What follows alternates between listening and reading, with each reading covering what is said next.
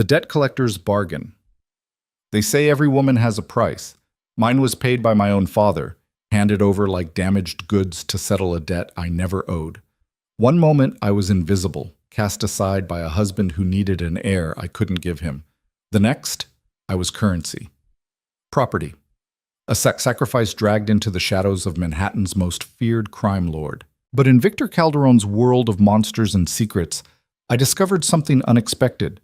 The broken pieces of myself might be exactly what's needed to shatter a curse no one else could break. Stay with me until the end. Hit that like button and comment your city so I can see how far this story travels. The apartment smelled like burnt coffee and desperation. Alara had learned to recognize that particular combination over the past 6 months, ever since Marcus walked out, leaving nothing but divorce papers and a note that said, "I deserve a real family." She stood at the kitchen counter now, hands wrapped around a chipped mug, staring at water stains on the ceiling that looked like accusatory faces. "Alara, did you pick up milk?" Her younger sister Riley's voice cut through from the bedroom they shared, the one with the door that didn't close all the way. "Couldn't afford it?" Alara's voice came out flat. She'd stopped apologizing for things like that weeks ago. "There's powdered stuff in the cabinet."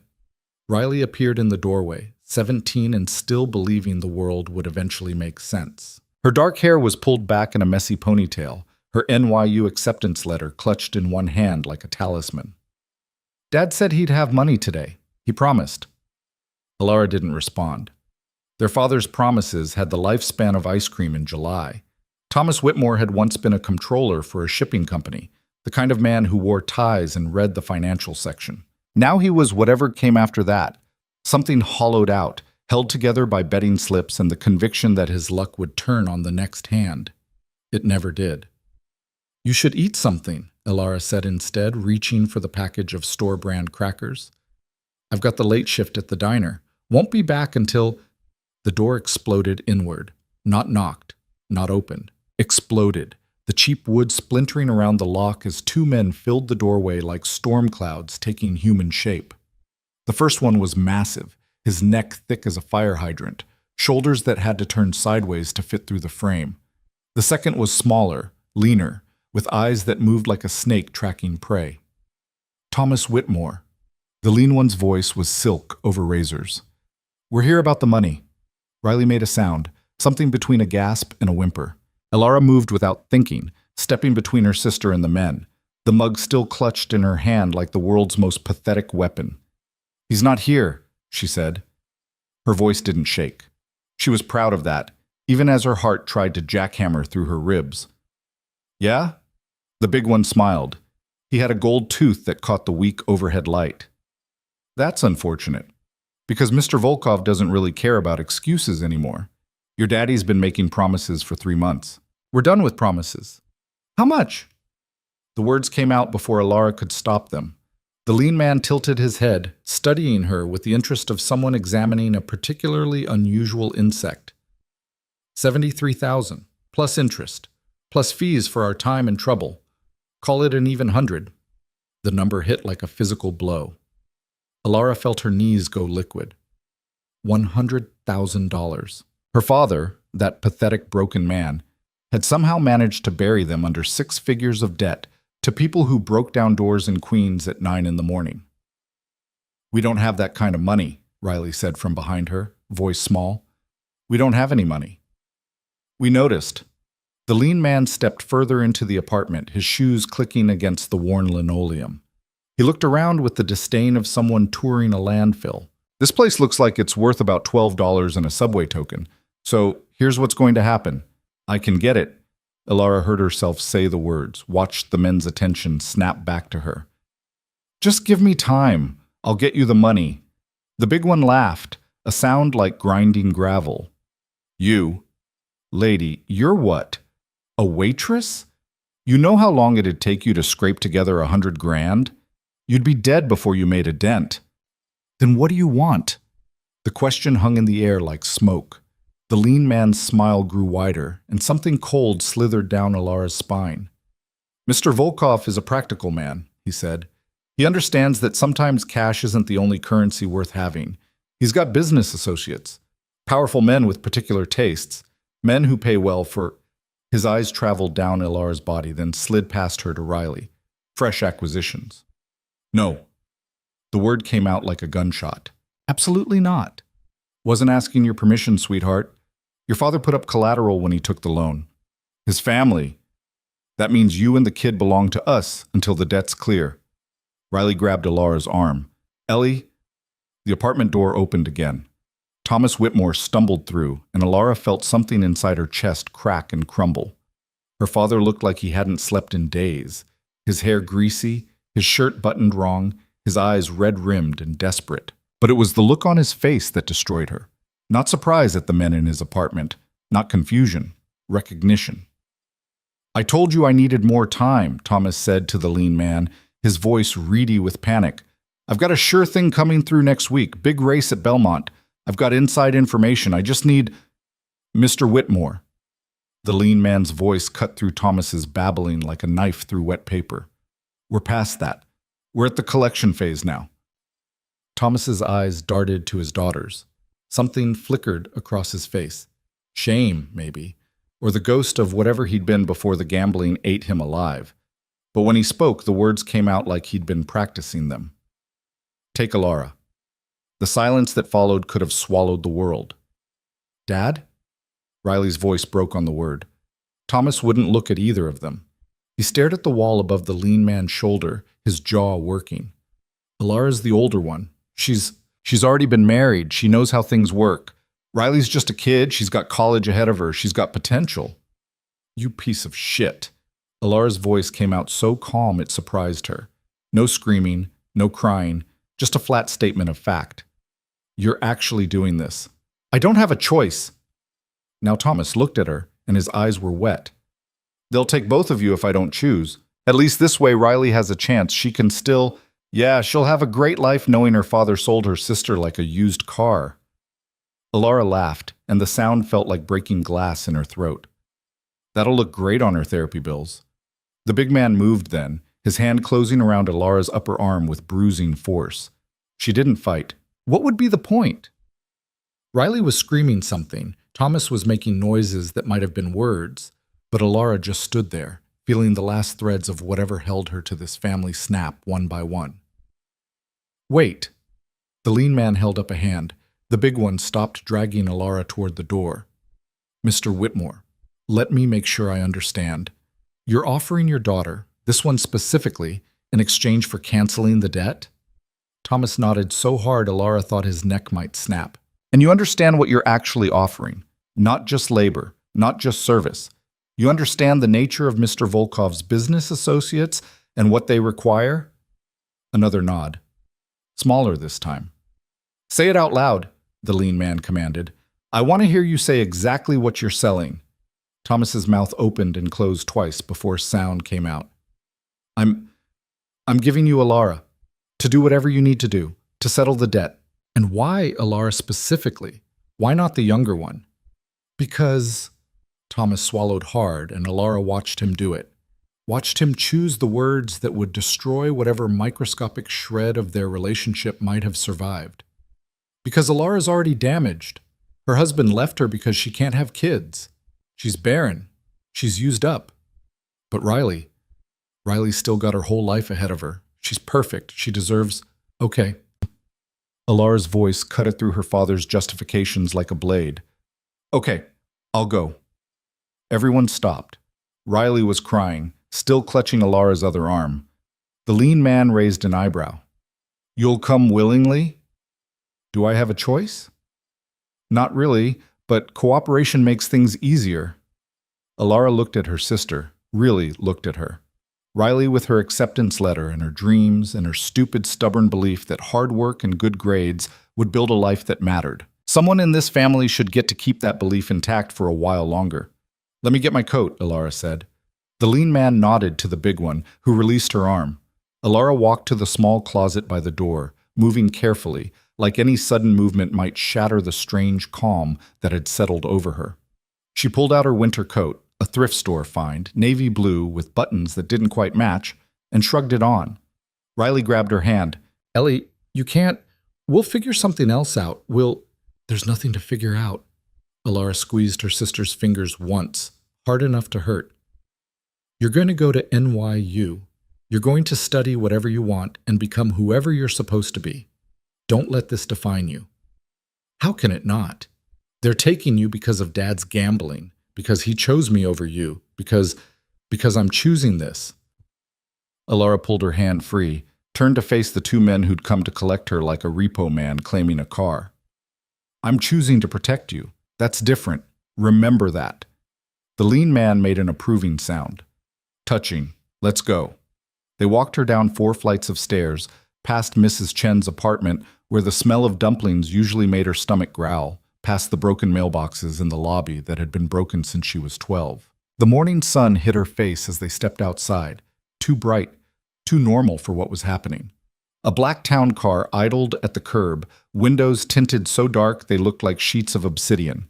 The big man opened the rear door. Get in. Alara climbed inside. The leather seats were soft, expensive, the kind of thing she'd only experienced in magazines and movies. The door closed with a solid thunk that sounded like a vault ceiling. She was alone in the back. The lean man took the passenger seat. The big one drove. They pulled away from the curb, and Alara didn't look back. Couldn't. If she looked back and saw Riley standing in the window of their 4th-floor apartment, she might actually break. First time in Manhattan? The lean man asked conversationally, like they were friends heading to brunch. Alara didn't answer. Strong silent type, that's fine. Mr. Calderon appreciates discretion. That name, Calderon, landed with weight. Even in Queens, even in her small, contained life of double shifts and overdue bills, she'd heard whispers about Victor Calderon, the man who owned half of Manhattan's underground, who controlled enterprises that ranged from legitimate real estate to things that happen in basements and back rooms. A ghost story that businessmen told to scare each other straight. And now she was being delivered to his door like Chinese takeout. The city changed as they drove. Queens gave way to neighborhoods with trees, then to glass towers that punched holes in the sky, then to streets where the buildings looked like they'd been standing since robber barons walked the earth. Old money, old power.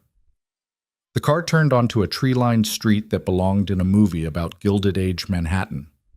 Mansion facades stretched like a row of teeth, each one worth more than everyone Alara had ever known would earn in their combined lifetimes. The car slowed in front of an iron gate that looked like it had been forged to keep out armies. The gate swung open silently. They drove up a circular driveway to a house, no, an estate, that made Alara's brain stutter. Gray stone, ivy climbing like deliberate decoration, windows that reflected the sky like dark mirrors. It looked like somewhere presidents might visit, somewhere history got written, somewhere a girl from Queens had absolutely no business being. The car stopped. The big man opened her door. Out. Alara stepped onto gravel that crunched under her second-hand boots.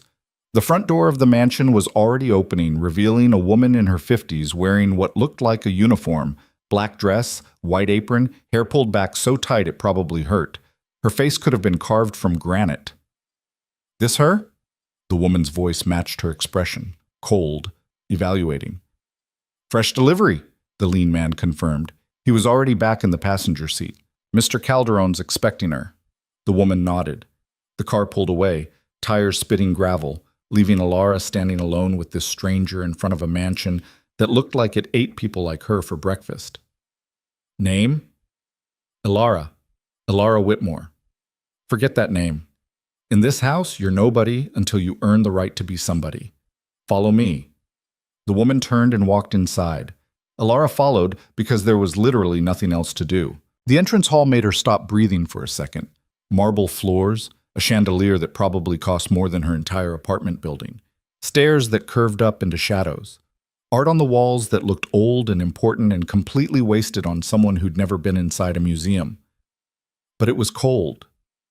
Despite the obvious wealth, despite the beautiful things arranged like museum pieces, the whole place felt frozen, like a mausoleum decorated by someone with impeccable taste and no soul. Through here. They walked down a hallway that seemed to stretch forever, then descended a set of stairs that took them below ground level. The temperature dropped with each step. The decor changed too, less marble and art, more concrete and industrial lighting. They were in the basement, Alara realized. Or a basement. This place probably had several. The woman pushed open a heavy door, and sound hit Alara like a wave, crying, whispering, the shuffle of feet on concrete, the smell of unwashed bodies, and fear. The room beyond was huge, some kind of converted storage space or wine cellar, and it was full of women. Alara's count stopped at 15 before her brain refused to keep tracking. They ranged from teenagers who looked younger than Riley to women in their 30s, all wearing the same expression of hollow-eyed terror. Some sat on thin mattresses scattered across the floor. Others stood in small groups, talking in whispers. All of them looked at Alara when she entered, measuring her with the cold calculation of people who'd learned that everyone was competition for survival. "New arrival," the granite-faced woman announced to the room. "Process her." Two women approached, one maybe 25 with Asian features and a scar that cut through her left eyebrow, the other older, Latina, with eyes that had stopped reflecting anything but exhaustion. "Come on," the scarred one said, not unkindly. "You're going to want to get this part over with." They led Alara to a corner where a tattered curtain hung from a wire, creating the illusion of privacy. Behind it sat a metal folding chair and a cardboard box full of what looked like uniforms, gray dresses, all identical, all sized for nobody in particular. "Strip," the older woman said. "Everything. Clothes, jewelry, anything personal. It all goes in this bag." She held up a plastic garbage bag like she'd done this 1,000 times before. "Why?" Alara's hands didn't move to her coat buttons. "Because in this place you don't own anything, not even yourself. The sooner you accept that, the easier this gets." The scarred woman's voice was flat, reciting facts. "They'll inventory your belongings. If you earn privileges, you might get some of it back." "Probably not." Alara looked at the bag, at the identical gray dresses, at the two women who'd been where she was standing now, who'd crossed this same threshold from person to property. She started unbuttoning her coat. The process was quick and mechanical. Coat, sweater, jeans, socks, boots. Her bra was cheap and the underwire had been poking her for weeks. Her underwear had a hole in the elastic. Everything went into the bag. The older woman handed her one of the gray dresses, rough cotton that felt like sandpaper against her skin. "Shoes?" They gave her canvas slip-ons that were 2 sizes too big. "Now what?" "Now you wait," the scarred woman said. "They'll assign you to a work rotation. Laundry, kitchen, cleaning. You do what they tell you, when they tell you, or you get disciplined." "Disciplined how?" Neither woman answered. Their silence was more informative than words. Alara followed them back into the main room. Someone had already taken the mattress spot closest to the wall, apparently prime real estate in this nightmare. She ended up sitting on bare concrete near the door, her back against the cold wall, watching the other women watch her back. "First time?" A voice beside her. Alara turned to find a young woman with red hair and freckles that should have looked cheerful, but instead just emphasized how pale and drawn her face was. "Is it obvious?" "You're still making eye contact. Give it a few days." The redhead pulled her knees up to her chest. "I'm Sophie. Was. Maybe still am. Hard to tell anymore." "Alara." "Yeah, I heard. Welcome to Hell's waiting room."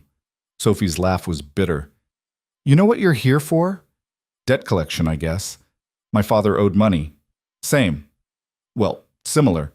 My boyfriend borrowed from the wrong people. Didn't work out well for either of us." Sophie picked at a thread on her dress. "But that's just how we got here. What we're here for is different." "What do you mean?" Sophie looked at her with something like pity. "You really don't know. They didn't tell you." "Tell me what?" Before Sophie could answer, the heavy door opened again. The granite-faced woman entered, followed by 2 men in black suits who looked like they could bench press a Volkswagen. The room went silent so fast it felt like someone had hit a mute button.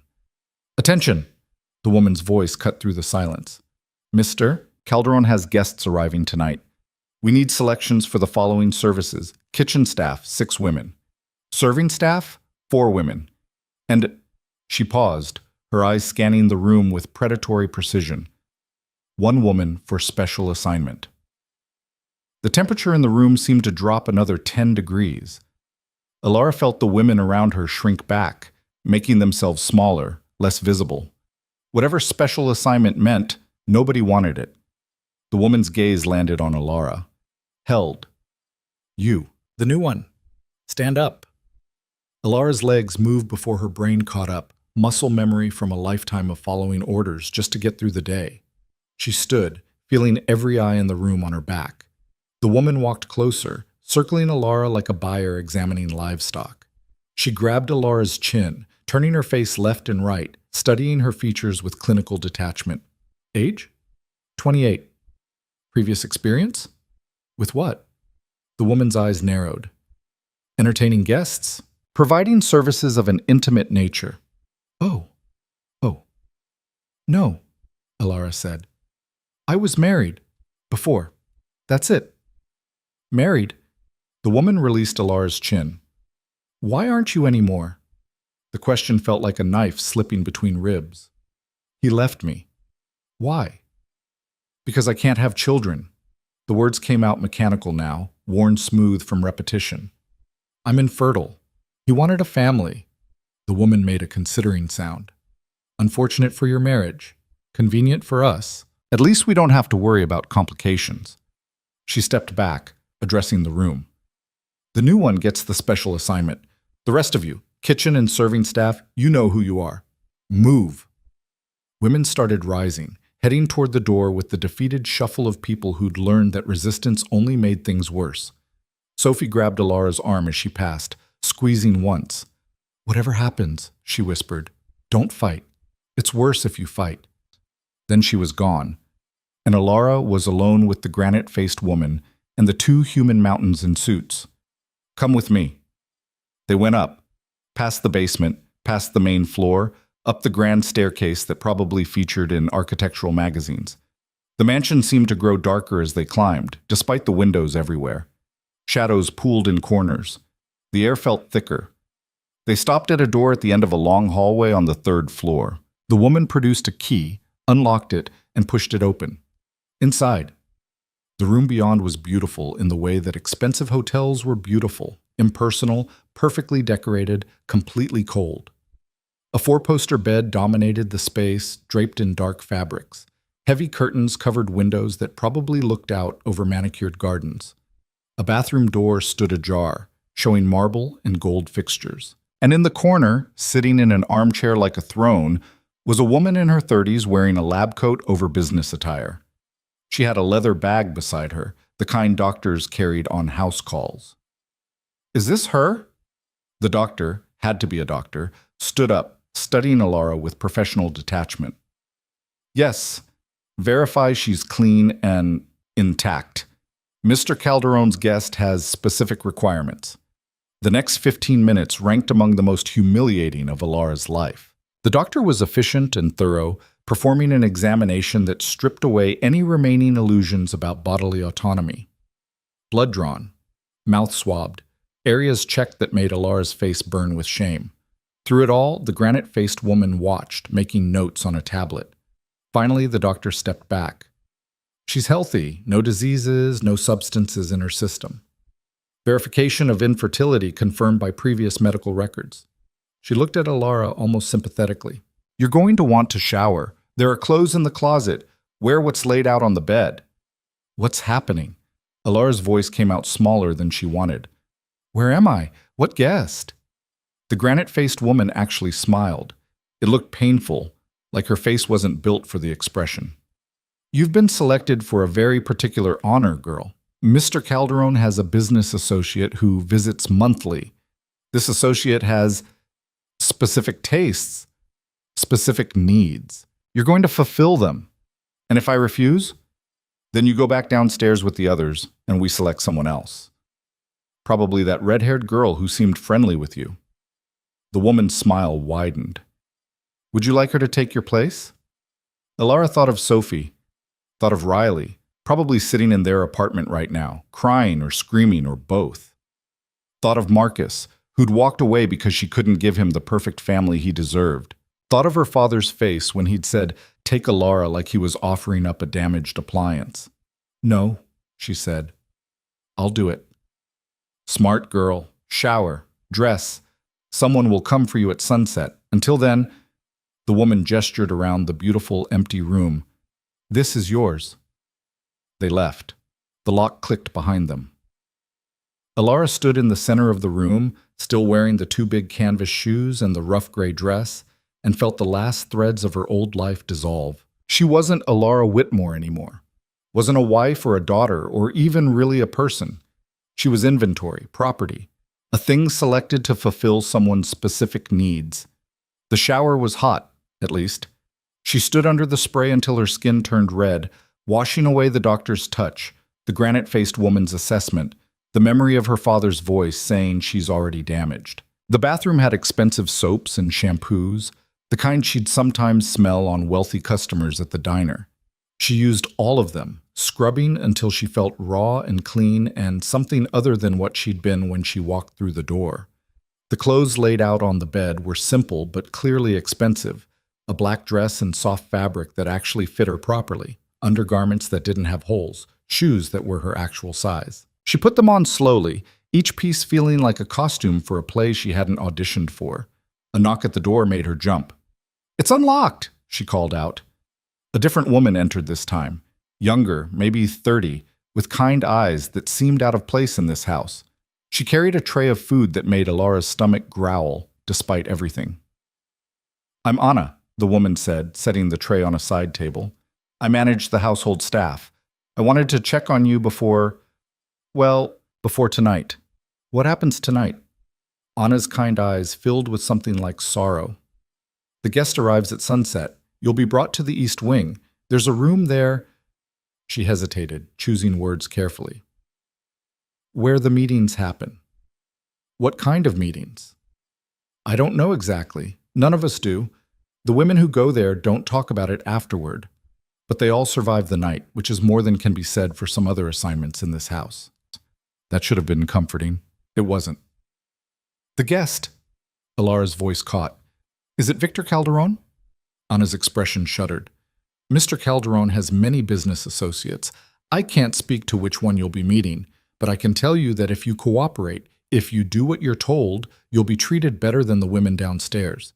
You'll have this room, regular meals, some small freedoms." "In exchange for what?" "For telling stories." Alara blinked. "What?" "The guest requires entertainment. Stories, specifically. Each night, from sunset to sunrise. That's what the other women have done. They tell stories, and in return, they survive until morning." Anna moved toward the door. "Eat, rest. Someone will come for you when it's time." She left before Alara could ask the 1,000 questions suddenly screaming in her head. Stories? That was the specific requirement? Just stories? It felt like a trap. A lie. Nothing in this nightmare mansion was that simple. But her stomach didn't care about suspicion, and the food on the tray smelled incredible. Alara ate methodically, tasting nothing, fueling her body because not eating felt like giving up, and she wasn't ready to do that yet. The light outside the windows shifted from afternoon gold to evening amber to the deep blue of approaching night.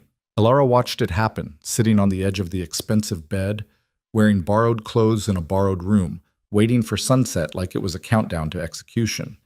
When the knock came again, the sky outside was black. "It's time." A different escort this time. One of the suit-wearing mountains from earlier. He didn't speak beyond those 2 words, just gestured for her to follow. They walked through corridors she didn't recognize, the mansion revealing itself as a maze designed to confuse and disorient. Finally, they stopped at a door that looked older than the others, made of dark wood carved with patterns that might have been decorative or might have been something else. The mountain knocked 3 times. "Enter." The voice from inside was male, cultured, with an accent Alara couldn't quite place. The door swung open. The room beyond was dark. Not naturally dark, but deliberately so. Heavy curtains blocked what must have been windows. A single lamp in the far corner provided the only light, barely enough to see shapes and shadows. The furniture was sparse, a chair near the lamp, a small table beside it, and deeper in the shadows, something larger. A bed? A couch? Alara couldn't tell. "Come in, girl. Close the door behind you." Alara stepped inside. The door shut with a sound like a tomb ceiling. Her eyes struggled to adjust to the dimness. She could make out the chair now, high-backed, ornate, facing away from her toward the deeper shadows. Closer. She walked forward until she was maybe 10 feet from the chair, close enough to see that someone sat in it. A figure outlined against the slight lamplight, but features obscured by darkness and positioning. They told you what's required? The voice was calm, almost gentle. Nothing like the granite-faced woman's cold commands or the debt collector's silk-wrapped threats. They said, "You want stories?" "Yes. From sunset to sunrise, you will tell me stories. Any kind, fables, myths, things you've read, things you've experienced. The content doesn't matter as much as your commitment to the task." A pause. "Can you do that?" "And if I can't? If I run out of stories?" "Then our arrangement ends and you return to the general population downstairs." The figure shifted slightly. "But I suspect you'd prefer to avoid that." "Why stories? Why not—" Alara stopped, not sure how to finish that sentence. "Why not use you for more traditional purposes?" The voice held dark amusement. "Because stories are what I require. The women before you understood this, some better than others. The one who lasted longest managed 43 nights. The shortest lasted 3. What happened to them? Nothing violent, if that's your concern. When they could no longer provide what I needed, they were reassigned. Some to household duties, others sold to lesser enterprises. Their fates varied based on their skills and their compliance. Sold, like furniture, like cars. Do I have a choice? You chose to enter this room. Everything that follows is a consequence of that choice." The figure leaned forward slightly and Alara caught a glimpse of a hand, pale, long-fingered, resting on the arm of the chair. "Now, begin." Alara's mind went blank. Every story she'd ever heard, every book she'd read, every movie she'd watched, all of it evaporated like water on hot pavement. She stood in the darkness with a stranger demanding entertainment, and she had nothing. Then she thought of Riley, of the women downstairs, of Sophie saying it's worse if you fight. "Once," Alara began, her voice steadier than she felt, "there was a girl who lived in a small village at the foot of a mountain." She told the story of Red Riding Hood because it was the first thing that came to mind, changing details, adding descriptions, stretching what should have been a 5-minute tale into 20 minutes of wolves and grandmothers and woodsmen who arrived just in time. When she finished, the silence felt heavy.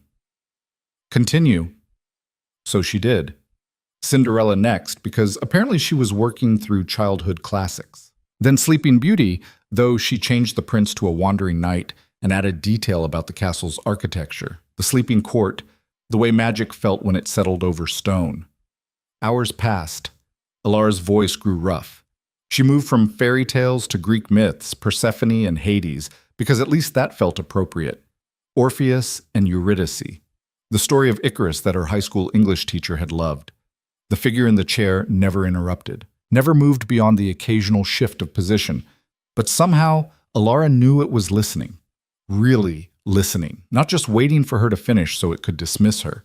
When she ran out of myths, she started making things up. A story about a girl who could speak to birds.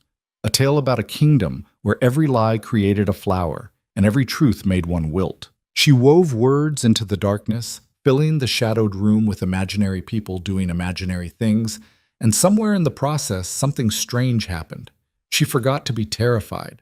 Not completely, the fear still lived in her chest, a constant weight.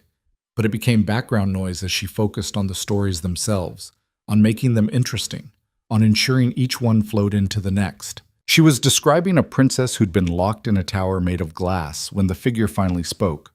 "Stop." Alara's voice cut off mid-sentence. She'd been talking for she didn't know how long. Her throat ached, her legs trembled from standing.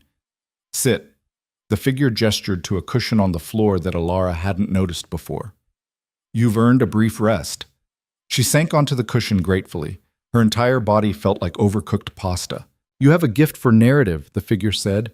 "The way you build tension, how you transition between tales, it's instinctive." "I used to tell stories to my sister," Alara said without thinking. "When she was little, to help her sleep." "Tell me about your sister." It wasn't a request. It was a command, but somehow softer than before. "Riley, she's 17. Smart as hell, stubborn as anything. Just got accepted to NYU." Alara heard her voice catch. "She wants to study literature, become a professor maybe. She believes the world makes sense if you just work hard enough. And you? What do you believe? I believe the world is designed to chew up people like me and spit out the pieces. Silence. Then, continue your stories. You still have hours until sunrise. Alara pushed herself back to her feet, ignoring her protesting muscles, and started talking again. This time she told the story of a girl who married a man who promised her the world, but left her when she couldn't give him children. She didn't say it was her own story. Didn't have to. The truth leaked through every word. The figure listened without comment. As the night wore on, Alara's stories grew more personal. She talked about invisible women, about people who were valued only for what they could provide, about the cruelty of being measured and found wanting. She was mid-sentence in a story about a queen who turned herself to stone to escape feeling anything when light began creeping around the edges of the heavy curtains. "Dawn," the figure said, "you survived the night." Alara's legs gave out. She sat down hard on the cushion, her body suddenly remembering how exhausted it was. "Tomorrow night, you'll return. Same time, same arrangement." The figure stood. Alara saw the movement more than the details, and walked deeper into the shadows. "You did well. Better than most." "What's your name?" The question escaped before Alara could stop it. A pause. Then, "Names are earned here. You haven't earned mine yet." A door she hadn't noticed opened somewhere in the darkness. Light spilled through, and the mountain in the suit appeared. "Take her back to her room. Ensure she has food and water. She's not to be disturbed until sunset." The mountain gestured for Alara to follow. She struggled to her feet, every muscle screaming, and walked toward the light on legs that barely functioned. At the threshold, she looked back. The room was too dark to see anything clearly, but she felt eyes on her. Watching. Measuring. Maybe, though this seemed impossible, appreciating. Then the door closed and she was back in the bright, normal hallway, being escorted to her beautiful, empty room like nothing extraordinary had just happened. Anna was waiting when Alara stumbled inside. She had food again, and water, and what looked like medicine for Alara's raw throat. "You made it," Anna said, and the relief in her voice was genuine. The first night is always the hardest. Alara took the water, drank half the glass in one go. "How many nights am I expected to do this?" "Until you can't anymore. Or until—" Anna stopped herself. "Until what?" "Until the arrangement changes. Sometimes it does. Not often, but sometimes." Anna moved toward the door.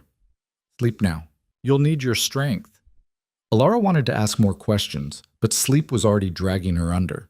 She collapsed onto the bed, still wearing the black dress, still wearing the shoes that fit properly, and fell into darkness that felt almost as deep as the room she'd just left. When she woke, the light outside suggested late afternoon.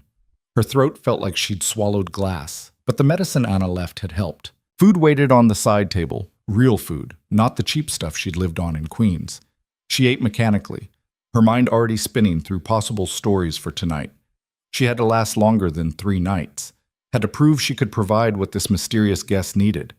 Because the alternative was going back downstairs, and she'd seen the hollow eyes of the women there. That was a death sentence, just slower than a bullet. The sunset came too fast and too slow at the same time.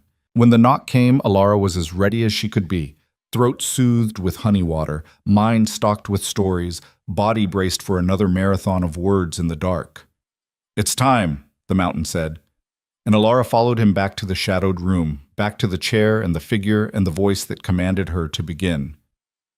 The next 7 nights blurred together. Alara told every story she could remember, then invented new ones. She described worlds where magic was currency, where time ran backwards, where the dead could be bargained with for favors. She wove tales of revenge and redemption, of love found in unexpected places, of people who discovered they were stronger than they believed. The figure listened to all of it, never interrupted, never dismissed her, just listened. On the 8th night, something shifted. "Tonight," the figure said when Alara entered, "I want a different kind of story. I want truth, not fiction. Tell me about the day your husband left." Alara froze. "That's not... I don't... It's a command, not a request." So she did. She told the story of Marcus coming home from work early, his face already set in the expression of someone who'd made a hard decision.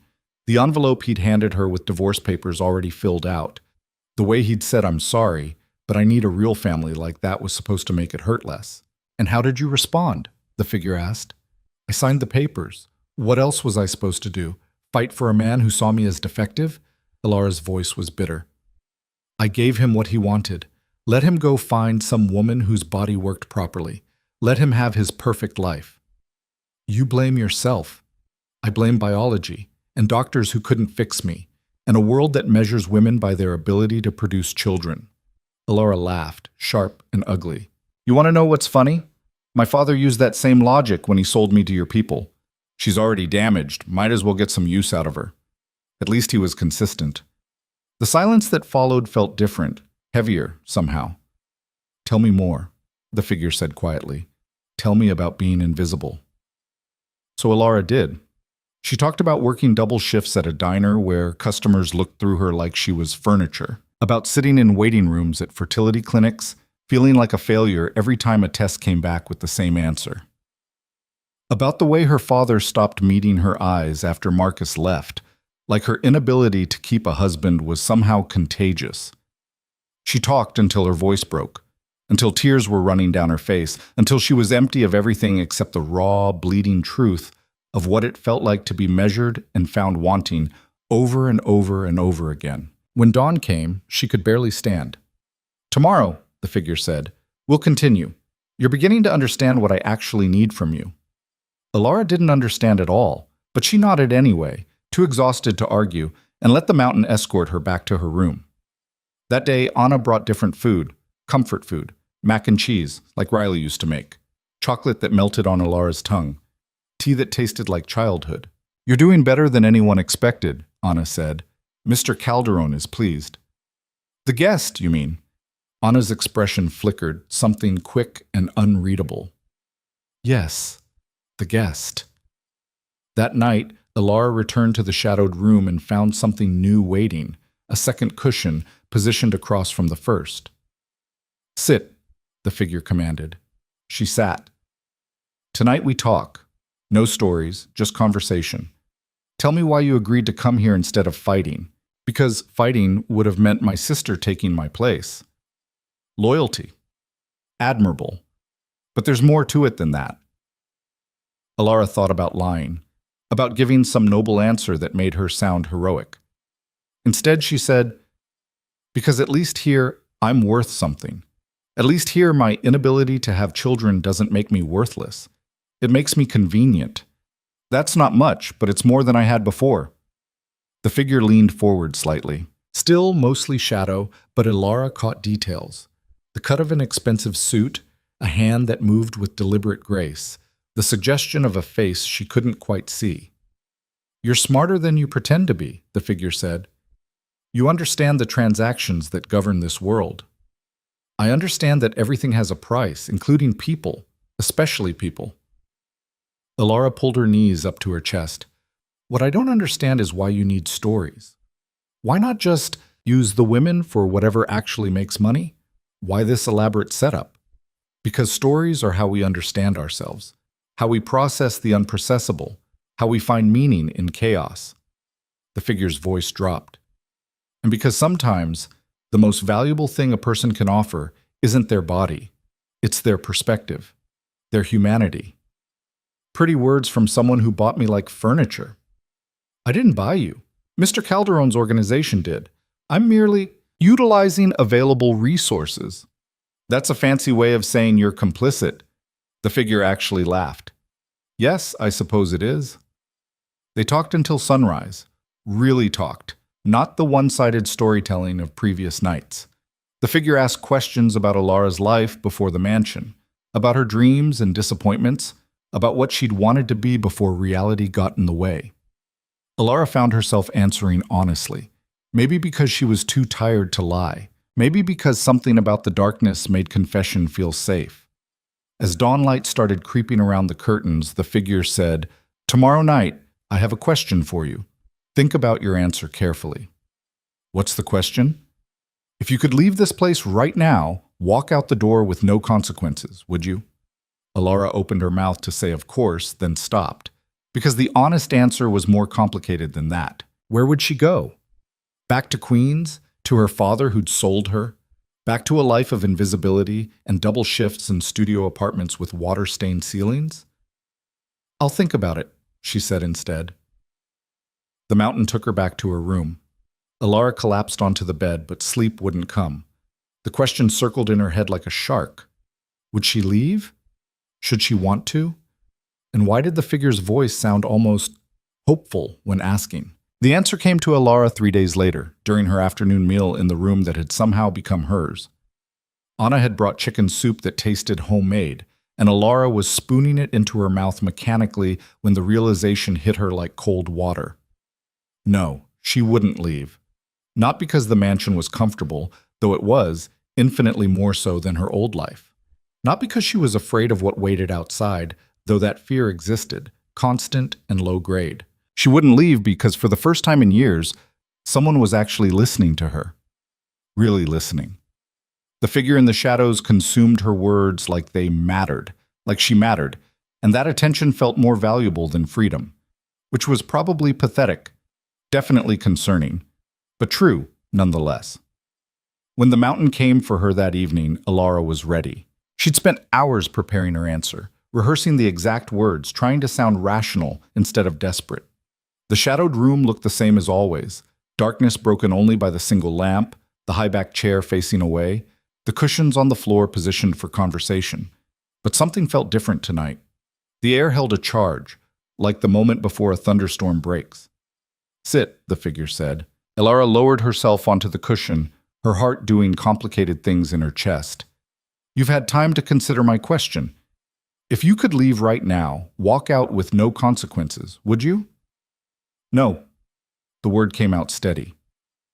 "I wouldn't." Silence. Then, "Why?" "Because out there, I'm invisible. I'm the waitress people don't see, the ex-wife who failed at her one job, the daughter who wasn't worth protecting. Here," Alara swallowed hard, "here at least someone cares what I have to say, even if it's only because you need entertainment. That's more than I had before." "That's a low bar for measuring worth." "Yeah, well, I've learned to work with what I've got." The figure shifted in the chair, and Alara caught a glimpse of something she hadn't seen before. The line of a jaw, the suggestion of dark hair. Not enough to form a complete picture, but more than the pure shadow of previous nights. "Tell me something," the figure said. "When your husband left, did you ever consider that perhaps he was the failure? That his inability to love you regardless of circumstance was his flaw, not yours?" The question punched the air from Alara's lungs. "That's not... People don't work that way. Marriage is about building a family.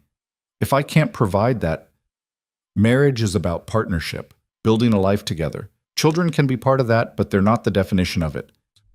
The figure's voice held an edge now, something sharp beneath the cultured tones. "Your husband was a coward who abandoned you when you didn't meet his specific requirements. That speaks to his character, not yours. You don't know anything about it. Don't I? I know about being measured and found wanting, about people seeing only what you lack instead of what you offer, about the particular cruelty of being deemed insufficient based on factors beyond your control." A pause. "We're not so different, you and I," Alara laughed, bitter. "Right. Except you're the one with power here. You're the one who gets to command women to tell you stories while they kneel on the floor.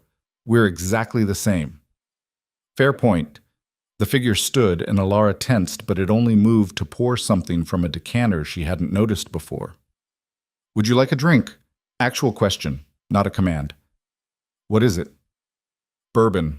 Expensive, which I suppose is redundant in this house. Everything is expensive." "Sure. Why not?" The figure poured 2 glasses, then did something unexpected. It came closer, stepping into the sphere of lamplight just enough for Alara to see a hand extended toward her. A man's hand, long-fingered and pale, holding a crystal glass that probably cost more than her old apartment's monthly rent. She took it. Their fingers didn't touch, but it was close. The figure retreated back toward the chair, but didn't sit. Instead, it paced at the edge of the shadows, a restless energy suddenly filling the room. "You want to know why I need the stories?" the figure asked. "The real reason?" "Yes. Because during the day, I'm something else. Something that doesn't get to have conversations, or hear about normal human experiences, or remember what it's like to care about small, beautiful things. The stories are my tether. They remind me that humanity exists beyond power and violence and the ugly transactions that govern this world. Alara sipped the bourbon. It burned going down, warm and harsh and somehow clarifying. What are you during the day? A monster, in the very literal sense. She should have laughed, should have dismissed it as metaphor or dramatic exaggeration. But something in the figure's voice stopped her, a rawness that sounded like truth being torn from unwilling lips. I don't understand. No, you wouldn't. How could you? The pacing continued, agitated now. Tell me a story, Alara. Tell me about monsters and the people who love them anyway. So she did. She told him Beauty and the Beast, because it felt obvious and on the nose, but also somehow exactly right. She described Belle's initial fear transforming into understanding, the beast's rage masking desperate loneliness, the way love grew in the spaces between captor and captive until the labels stopped meaning anything. Fairy tales, the figure said when she finished. Always such simple morality. Love conquers all. True beauty is within. The curse breaks and everyone lives happily ever after. You asked for a monster story. That's what you got. Tell me one that's real. Tell me about the monsters in your own life. Alara thought about her father, about Marcus, about the debt collectors who'd broken down her door. But those felt too easy, too external. So instead she said, the worst monster I ever knew was the voice in my own head, the one that agreed with everyone who said I was broken. That whispered I deserved to be abandoned because I couldn't perform the basic biological function that defines womanhood. That told me I should be grateful anyone wanted me at all, even when wanting me meant selling me to pay gambling debts. The pacing stopped. That voice still lives in your head. Yes. And you believe it? Most days, yeah, I do. The figure moved then, quick and deliberate, crossing into the lamplight fully for the first time. Alara's breath caught. He was beautiful. Devastatingly, impossibly beautiful, in the way that made her chest ache. Dark hair swept back from a face that could have been carved by someone who understood exactly what desire looked like.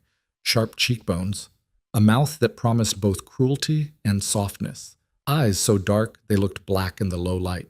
He wore a suit that probably cost 5 figures, tailored to emphasize broad shoulders and a lean frame. He looked maybe 35, maybe ageless, maybe like something that had never been entirely human, and he was staring at her with an intensity that made her want to run and stay in equal measure. Listen to me carefully, he said, his voice low and controlled. That voice in your head is lying. You're not broken. You're not insufficient. You are not worth less because your body works differently than expected. And any person, any institution, any system that measures your value that way deserves to burn. Alara couldn't speak, couldn't move, could barely breathe. I know what it's like to be trapped in a body that won't cooperate, he continued, to have people see you as a thing instead of a person, to be valued only for what you can provide while everything you actually are gets ignored. He crouched down, bringing himself to her eye level, close enough that she could see gold flecks in those dark eyes. You survived your father's betrayal, your husband's abandonment, being sold like property. You survived all of that and still have enough humanity left to tell beautiful stories in the dark. That's not broken. That's extraordinary. Why do you care? The question came out whispered. Because you remind me that extraordinary is possible. Because your stories are the only thing that makes the daylight hours bearable. Because... He stopped, something flickering across his perfect face. Because you're the first person in a very long time who treats me like I'm human, even though you have every reason not to. I don't even know your name. Victor. Victor Calderon. The name landed like a physical blow. Alara scrambled backward on the cushion, her bourbon sloshing dangerously close to spilling. The debt collector said, they work for you. Yes. Victor didn't move, staying crouched at her level. This is my organization, my mansion, my enterprise. And before you ask, yes, I knew who you were when they brought you here. I know every woman who enters this house and why. It's my business to know. You let your people sell women, traffic them. I run an empire built on violence and exploitation, I'm not going to insult your intelligence by pretending otherwise." His voice was flat now, matter of fact. "But I also maintain certain rules. No children. No one gets hurt beyond what's necessary for control. And women who cooperate get treated with a baseline of dignity. It's not much, but it's more than most organizations offer." That's supposed to make it okay? No, nothing makes it okay. But welcome to the world we actually live in, where power is the only currency that matters and morality is a luxury most people can't afford. Alara should have been afraid, should have been screaming or crying or trying to escape. Instead, she found herself asking, "Why did you choose me? For this? The stories?" Victor stood, moving back toward the shadows. "Because the woman who selected you noted in her report that you'd been deemed infertile, which meant you couldn't get pregnant, which meant I didn't have to worry about complications. And because something about your intake photograph suggested you'd be good at this. You looked like someone who'd been invisible for so long you'd learn to see everything." That's it? Clinical assessment of my usefulness? Initially, yes. But then you started talking and... He paused. "You made the invisible visible. You described loneliness and rejection and the particular pain of being unwanted with such precision that it felt like you were reading my own thoughts back to me. That's when I realized you weren't just useful, you were necessary." The admission hung between them like smoke. "Tell me about the curse," Alara said quietly. "The real one, not the fairy tale version." Victor laughed, sharp and humorless. "You want the monster's origin story? Fine. My family has been bound to something for 6 generations. A bargain made by an ancestor who thought he could cheat death and instead chained his bloodline to darkness. Every male Calderon carries it, this thing inside us that isn't entirely human. During daylight hours, I maintain control. I look like this, think like this, function like a person. But from sunset to sunrise..." He stopped, his jaw clenching. "What happens at night?" Alara pressed. "I become what I actually am, something that shouldn't exist, something that feeds on fear and lives in shadows, and would destroy everything it touches if not carefully managed." Victor's hands curled into fists. "The stories help. They ground me, give me something human to focus on instead of the hunger. That's why I need them, why I need you. The other women, they left because they ran out of material, or because maintaining the facade became too exhausting, or because they saw what I actually look like at night and couldn't handle it anymore." He met her eyes across the shadows. "You haven't seen that part yet. The transformation. Maybe you won't. If you burn out before then, you'll be reassigned and someone else will take your place. And if I don't burn out, then we continue. Night after night. You tell me stories and remind me I'm human. I keep you safe and comfortable. We both get what we need. That's all this is? A transaction?" Something dangerous flickered across Victor's face. What else would it be? The question felt like a challenge. Alara set down her bourbon glass carefully, buying herself time to think. What else indeed? She was property in his house, entertainment for his curse, a resource being utilized. Except that didn't explain the way he'd defended her against her own self-hatred. Didn't explain the rawness in his voice when he talked about being trapped in a body that wouldn't cooperate. "I don't know," she said honestly, "but it feels like more than that. Feelings are dangerous in this world. Everything is dangerous in this world. At least feelings are honest." Victor stared at her for a long moment, something unreadable in his dark eyes. Then he said, "Dawn is still hours away. Tell me another story. Something true this time. Tell me about the moment you realized your marriage was over." So Alara did.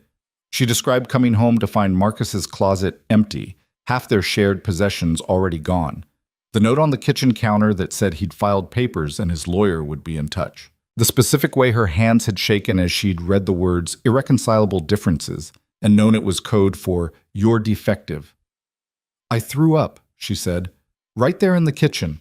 Just bent over the sink and lost everything in my stomach because my body understood what my brain couldn't process yet, that I'd been measured and found so fundamentally wanting that my husband couldn't even stay long enough to have a conversation about it."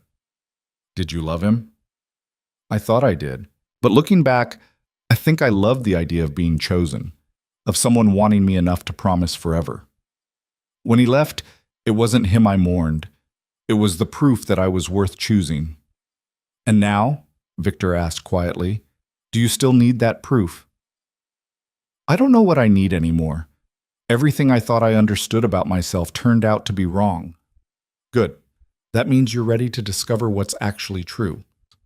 They talked until dawn, conversation flowing easier than it had any right to.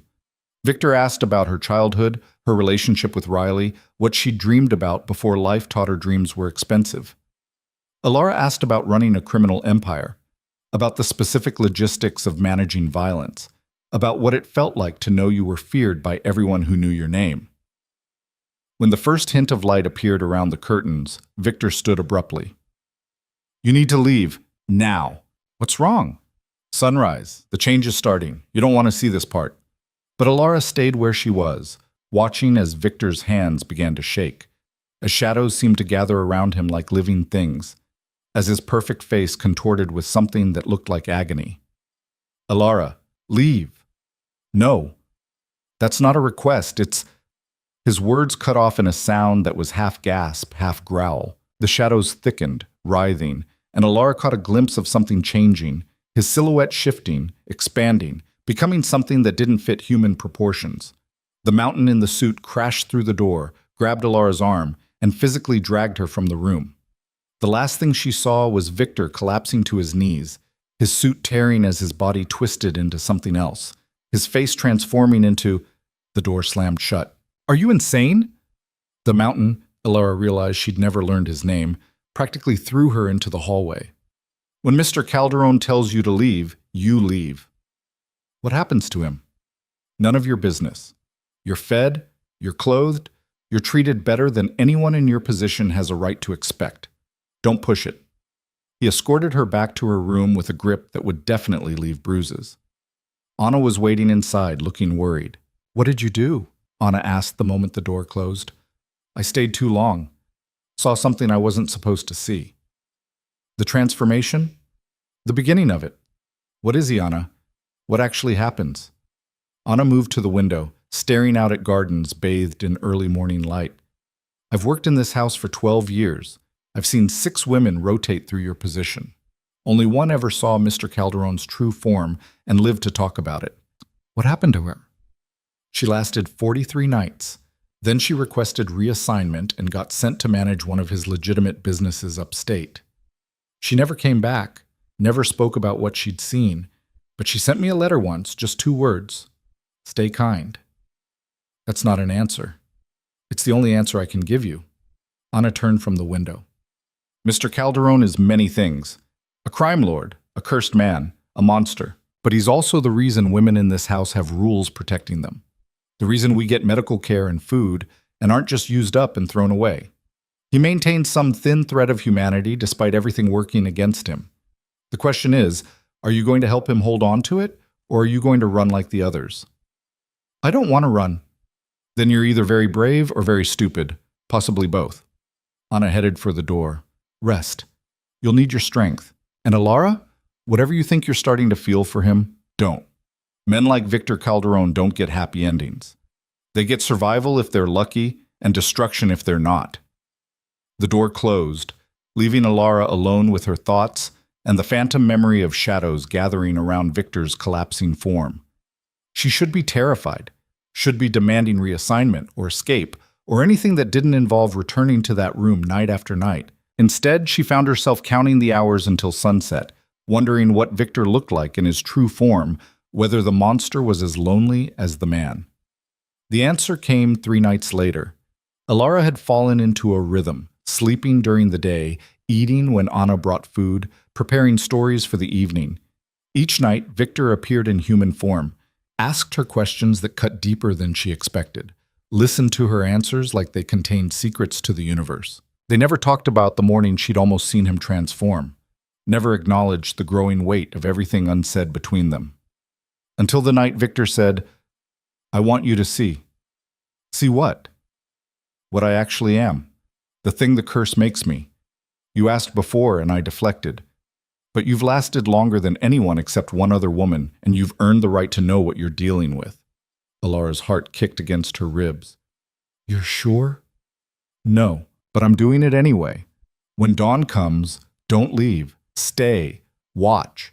And then decide if you can continue this arrangement knowing the full truth. The next few hours passed in a blur of stories Elara barely remembered telling. Her mind kept circling back to dawn, to transformation, to the question of what exactly Victor became when darkness released its hold. When the first light started creeping around the curtains, Victor stood from his chair. Last chance to leave. I'm staying.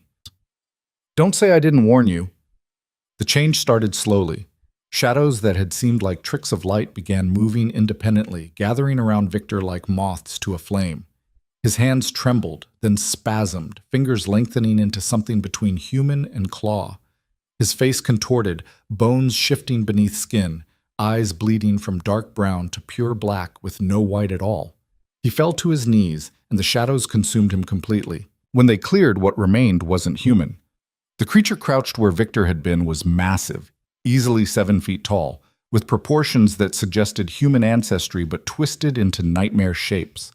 Its skin looked like living shadow, darker than black, absorbing light rather than reflecting it.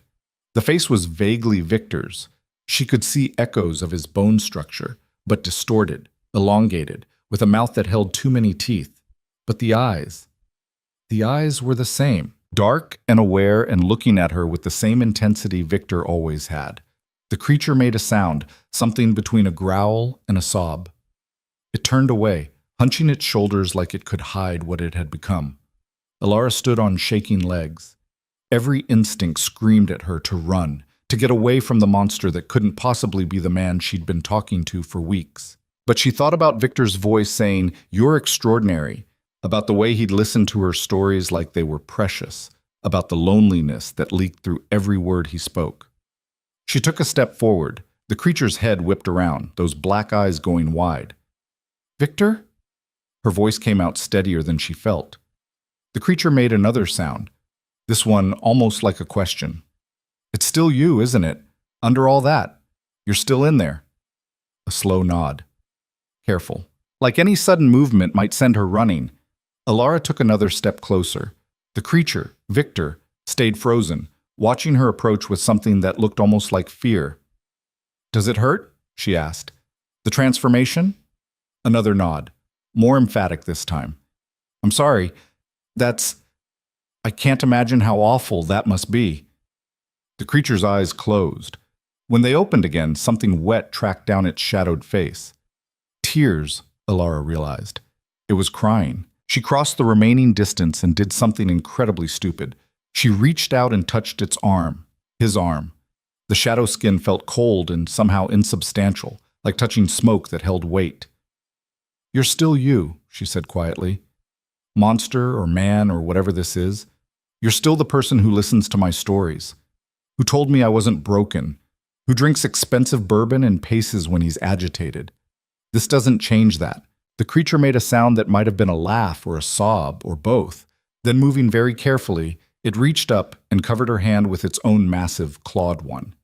They stayed like that as full daylight flooded the room, as the creature's form began to shimmer and shift, as shadows peeled away to reveal human skin in normal proportions, and Victor's face emerging from the nightmare.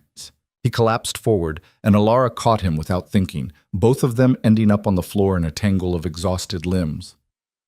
"You stayed," Victor said, his voice raw. "You actually stayed." "Yeah, well, I've seen worse." He laughed, the sound breaking apart halfway through. "Liar?"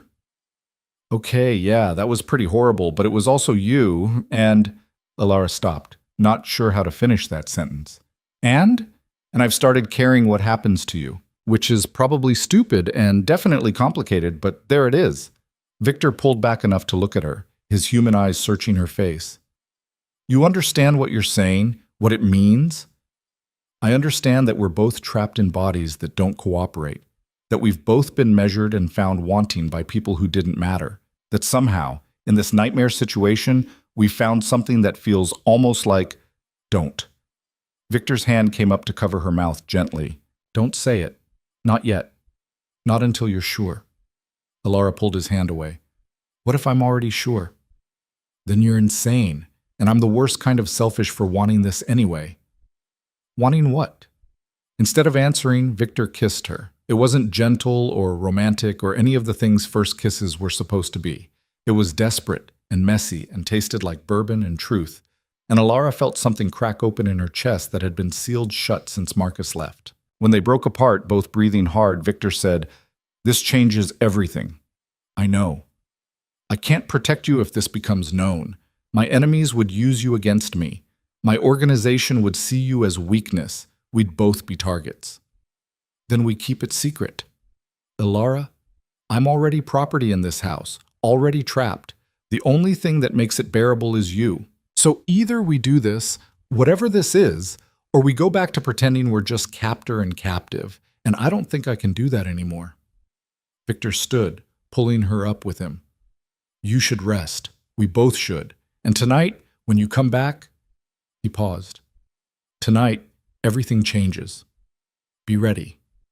The mountain escorted her back to her room, but his grip was gentler this time, almost respectful. Anna was waiting with food and questions Alara didn't know how to answer. How do you explain that you just watched a man transform into a nightmare creature, and instead of running, you'd touched him, that you'd kissed him, that you were pretty sure you were falling in love with Manhattan's most feared crime lord? "You saw," Anna said. It wasn't a question. "Yes. And I'm going back tonight." Anna's expression shifted through several emotions before landing on something like resignation. "Then you're braver than I thought. Or more damaged. Hard to tell which. Maybe both. Probably both." That evening, when the knock came, Alara was ready.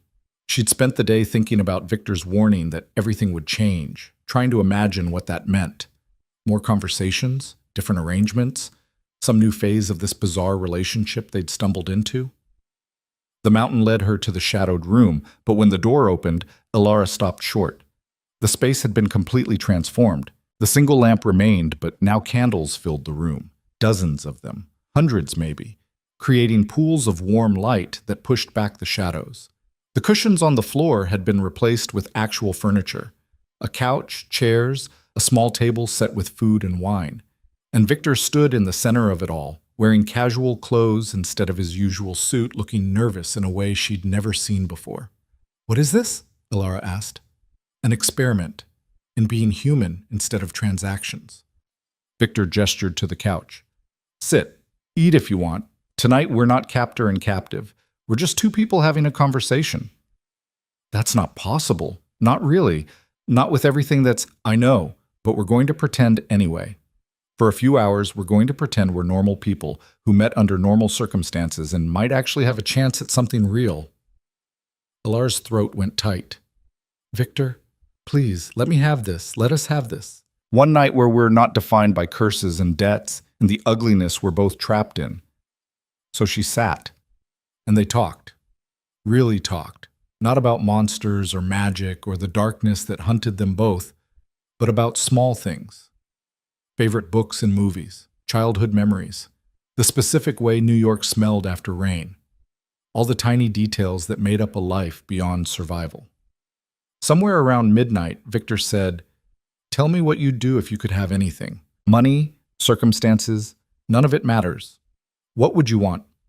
Alara thought about Riley at NYU, about a life where her father hadn't gambled everything away, about being seen as whole instead of broken. "I'd want to matter," she said finally. "Not because of what I could provide or who wanted me, but just because I existed. I'd want to take up space in the world and have that be enough." "You already matter." "To who?" "To me." Victor reached across the small distance between them, taking her hand. "You matter to me more than anything has in a very long time. And I know that's dangerous and wrong and probably going to destroy us both, but it's true anyway." Alara squeezed his fingers. "What do we do about it?" "I don't know, but for tonight, we stop pretending this is just about stories and curses. Tonight, we acknowledge that something else is happening here, something that matters." They stayed up until dawn, talking and kissing and mapping the territory of this impossible thing growing between them. When the light started creeping in and Victor's hands began to shake with the approaching transformation, Alara didn't leave.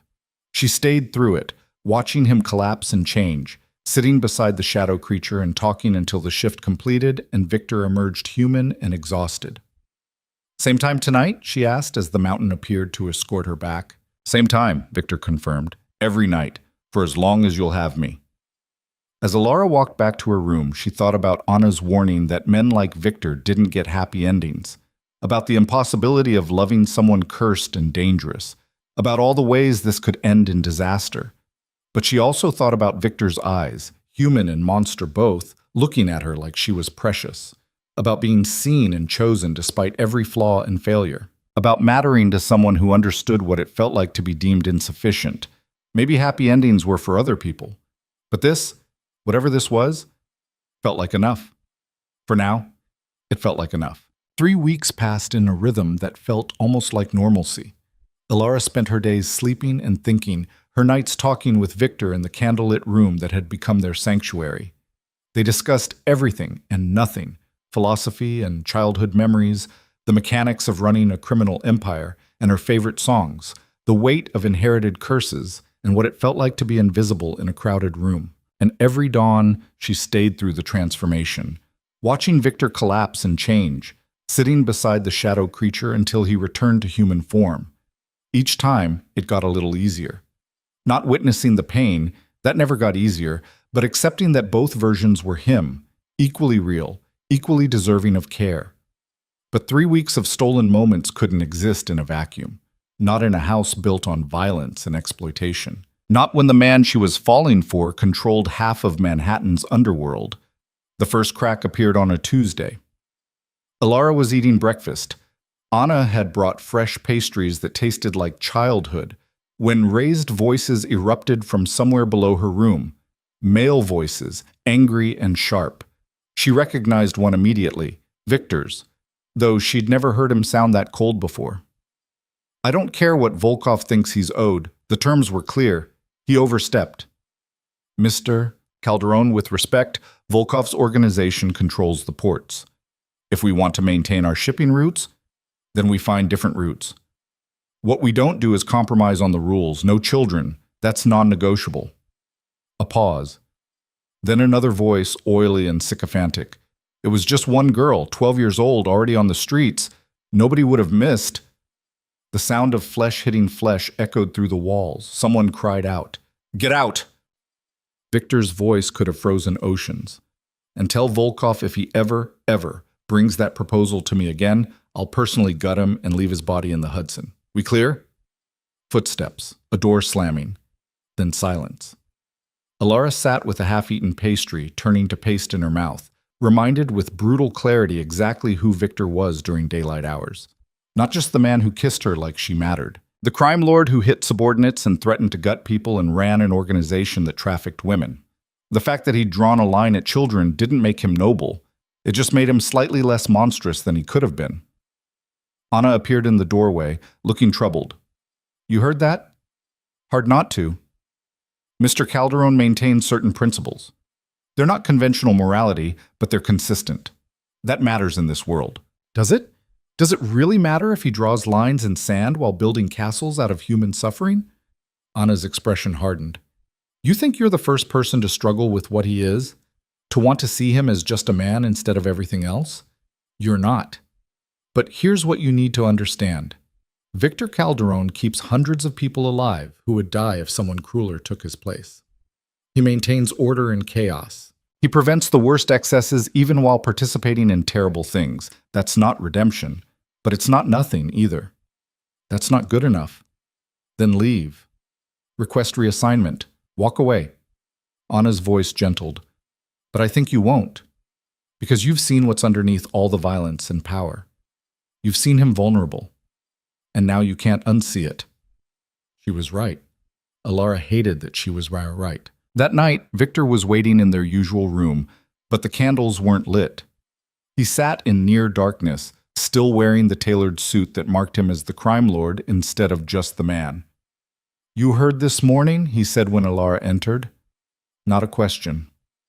"Yes." "And now you're wondering what you've gotten yourself into, whether caring about someone like me makes you complicit in everything I do." "Honestly? Yeah, that's exactly what I'm wondering."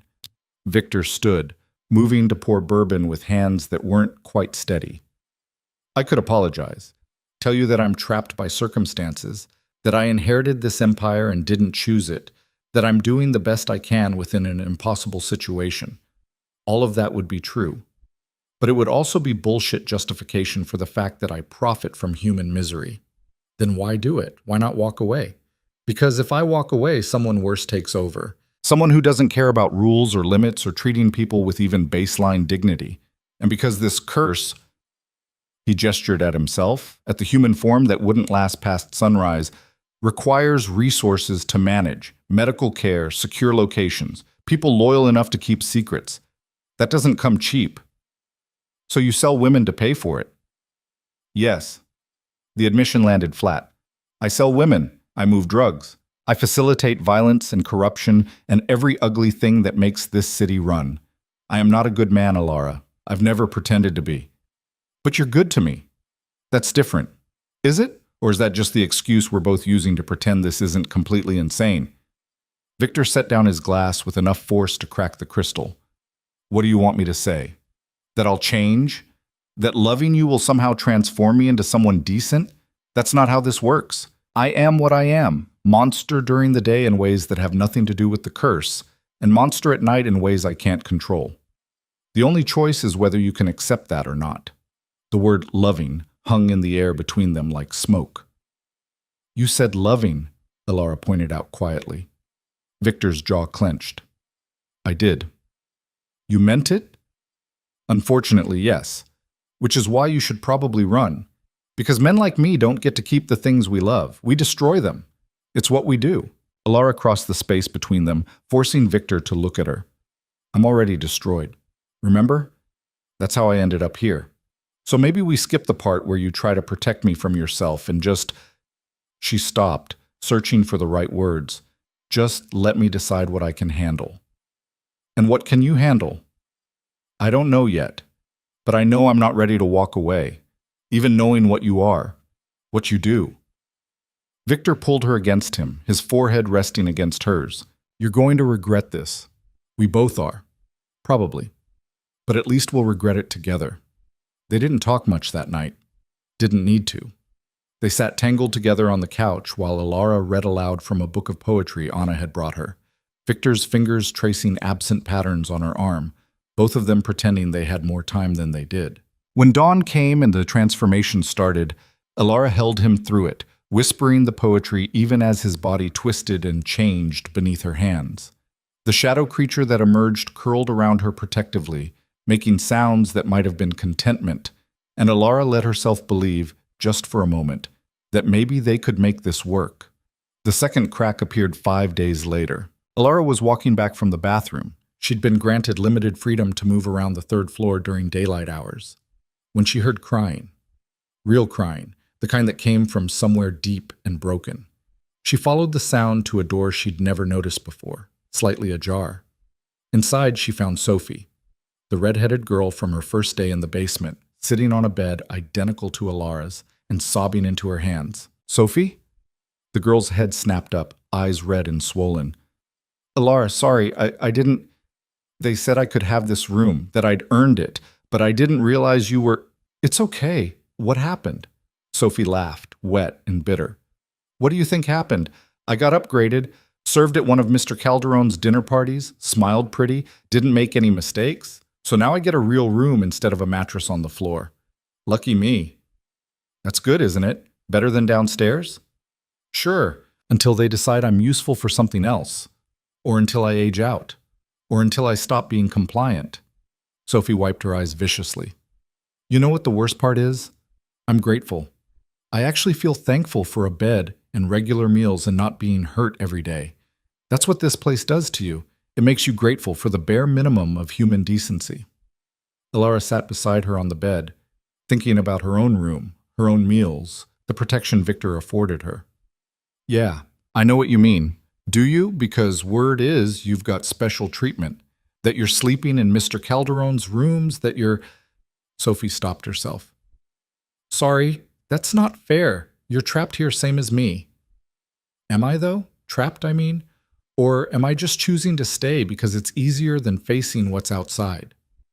The question lingered between them. Sophie reached over and squeezed Alara's hand. I heard you're different than the others. That you talk to him like a person instead of a monster. That he actually listens. Is that true? Sometimes. When he's not being exactly what everyone thinks he is. Must be nice. Having someone see you is worth listening to. Sophie's voice cracked. I haven't had that since before my boyfriend got us into this mess. I'm just furniture now. Pretty furniture that serves drinks and smiles on command. You're not furniture. You're... Don't. Sophie stood abruptly. Don't give me the pep talk about how I'm still a person with value. I know what I am. What we all are. We're commodities. The only difference is some of us are worth more than others, and you're worth more because he decided you are.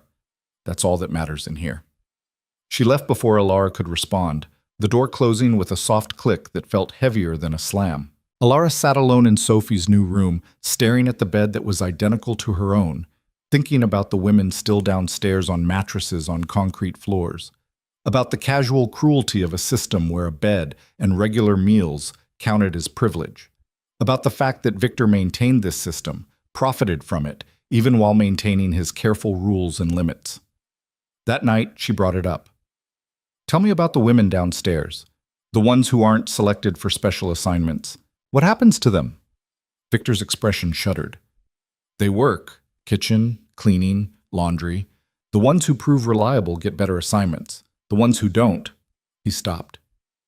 The ones who don't get sold to someone else? Yes. And you're okay with that? With treating people like they're interchangeable parts? I'm not okay with any of it. But I'm also not willing to blow up my entire organization over moral qualms that won't change the fundamental reality. If I shut down tomorrow, 5 other operations would fight to absorb my territory. Those operations have no rules, no limits. The women would be worse off, not better. That's convenient logic. It's true logic. Victor leaned forward, his dark eyes intense. You want me to feel guilty? I do. Every single day. You want me to change everything because it's the right thing to do? I can't. Because the second I show that kind of weakness, I'm dead, and everyone depending on me, including you, goes down with me. So we just accept it? The suffering, the exploitation, all of it? We accept that the world is ugly and our choices are limited, and sometimes the best we can do is minimize harm rather than eliminate it entirely. He reached for her hand. I know that's not the answer you want, but it's the only honest one I have. Alara pulled her hand away. I met Sophie today. She was crying because she was grateful for a bed. Grateful. That's what this place does to people. It makes them so desperate that basic humanity feels like winning the lottery. I know. And it doesn't bother you? It bothers me every single day. But what bothers me more is the thought of what would happen to Sophie and women like her if someone without my limitations took control. At least here, they're not being beaten for sport. They're not being killed when they're no longer useful. They have a chance at survival. That's a pretty low bar for measuring success. Welcome to my world, where the bars are always low and the victories are measured in degrees of suffering rather than actual happiness. They didn't make love that night, didn't kiss, just sat on opposite ends of the couch, the space between them feeling like a chasm neither knew how to cross. When dawn came and the transformation began, Alara almost left. Almost walked out and requested reassignment and let Victor face the change alone. But at the last second, she stayed. Because beneath the crime lord and the impossible circumstances and all the moral complexity she couldn't reconcile, he was still the man who'd called her extraordinary, who'd made her feel seen for the first time in years. That had to count for something. The shadow creature emerged from the transformation and immediately turned away, hunching its shoulders like it expected her to be gone. When Alara touched its arm, his arm, the creature flinched. I'm still here, she said quietly. The creature made a sound like a question. Because I don't know how not to be. Even when I should. Even when it would be smarter to leave. They sat together until Victor emerged human and exhausted, neither of them speaking, both of them aware that something had shifted between them. Not broken, exactly. Just complicated in ways that felt impossible to untangle. The third crack appeared 2 weeks later, and it was the one that changed everything. Alara had been granted permission to walk in the mansion's gardens during daylight hours, a privilege Victor had arranged after she'd mentioned missing the sun. She was sitting on a stone bench near a fountain, reading and soaking in the weak November light, when she heard voices approaching. Incredibly stupid idea. You realize that, right? I realize you're being dramatic.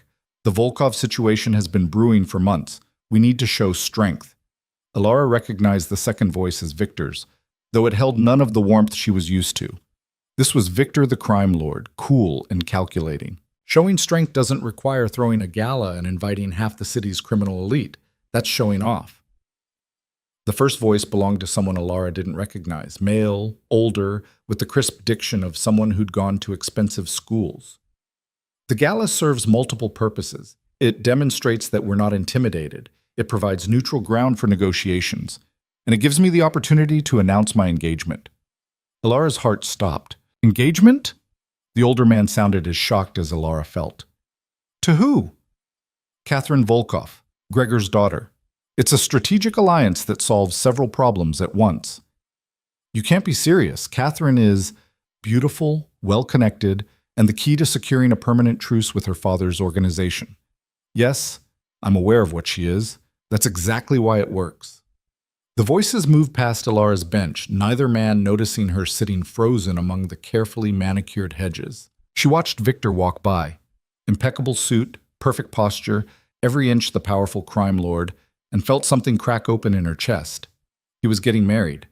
To someone else.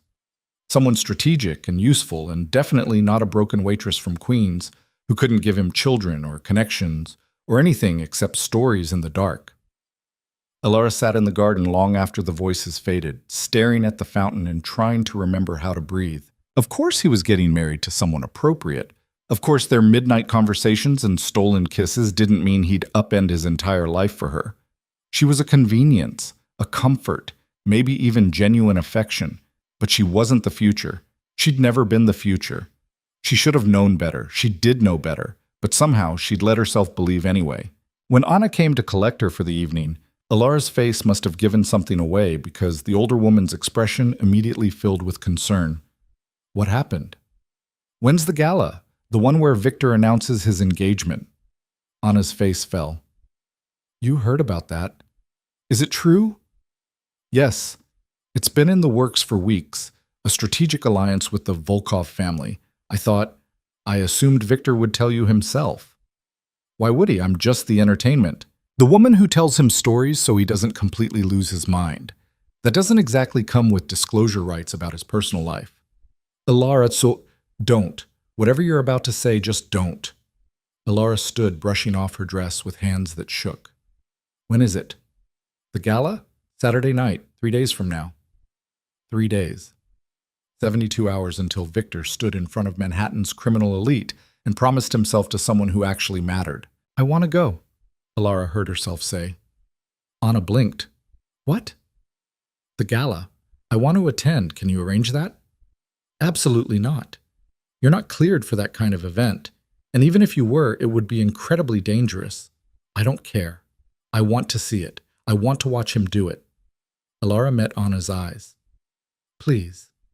You've been kind to me since I got here. Do this one thing. Anna studied her for a long moment. You'll regret it, seeing him with her. Watching him perform for the crowd. It's not going to give you the closure you think it will. Probably not, but I need to see it anyway. That evening, when the knock came to take Alara to Victor's room, she didn't answer. She sat on her bed with the lights off, staring at the wall, and ignored the increasingly insistent knocking. Eventually it stopped. She heard voices in the hallway, the mountain asking what he should do, Anna's response too quiet to make out. Then silence. Alara waited for relief, for the satisfaction of denying Victor something he wanted. Instead, she just felt hollow. Around midnight, her door opened without knocking. Victor stood in the doorway, still in his suit, looking disheveled in a way she'd never seen during daylight hours. You didn't come. No. Why? Alara laughed, sharp and ugly. Because I heard about your engagement. Because I realized I'm an idiot who forgot what I actually am to you. Because I needed to remember that this, she gestured between them, was never real. Just something to pass the time until you found someone actually worth keeping. Victor's face went carefully blank. You think Catherine means something to me? I think she means enough that you're marrying her. That seems pretty significant. It's a business arrangement, a strategic alliance. It has nothing to do with... He stopped. With what? With us? There is no us, Victor. There's you, the crime lord with a curse and an empire to maintain. And there's me, the broken woman you keep around for entertainment. Those two things don't add up to anything that survives outside this room. You don't believe that. I have to believe that. Because the alternative is admitting I fell in love with someone who was never going to choose me, and I can't... Ilara's voice cracked. I can't survive that again. I already did it once with Marcus. I won't do it again. Victor crossed the room in 3 strides, grabbing her shoulders. You think I want this marriage? You think I want to tie myself to a woman I barely know for the sake of territorial negotiations? The only reason I'm doing it is because refusing would destabilize everything. People would die, Ilara. Not metaphorically. Actually die. Including possibly you. So you're doing it to protect me? How noble. I'm doing it because I don't have a choice. Because in my world, personal happiness is a luxury I can't afford. Because he pulled her against him, his voice dropping to something raw and desperate. Because even if I wanted to marry you instead, I couldn't. My organization would never accept it. The other families would see it as weakness. We'd both end up dead before the honeymoon. Then what are we doing? What is this? This is me being selfish, taking something I want even though I know it's temporary, even though I know it's going to hurt us both. Victor's hands came up to frame her face. I love you. I know I have no right to. I know it doesn't change anything about the engagement or the gala or the future, but it's true anyway. You're the first person in a decade who's made me feel human, who's looked at both versions of me and not flinched, and I'm not strong enough to walk away from that.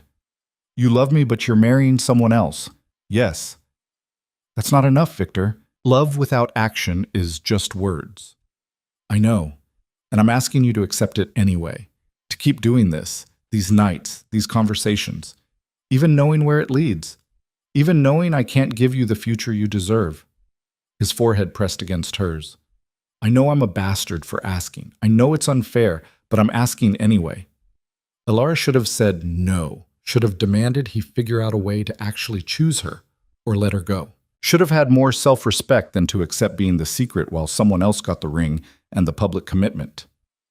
Instead, she kissed him, hard and angry and full of all the things she couldn't say out loud. Victor kissed her back with equal desperation, both of them aware they were clinging to something that was already disintegrating. When they broke apart, Ilara said, I'm going to the gala. Anna's arranging it. Victor's expression went dark.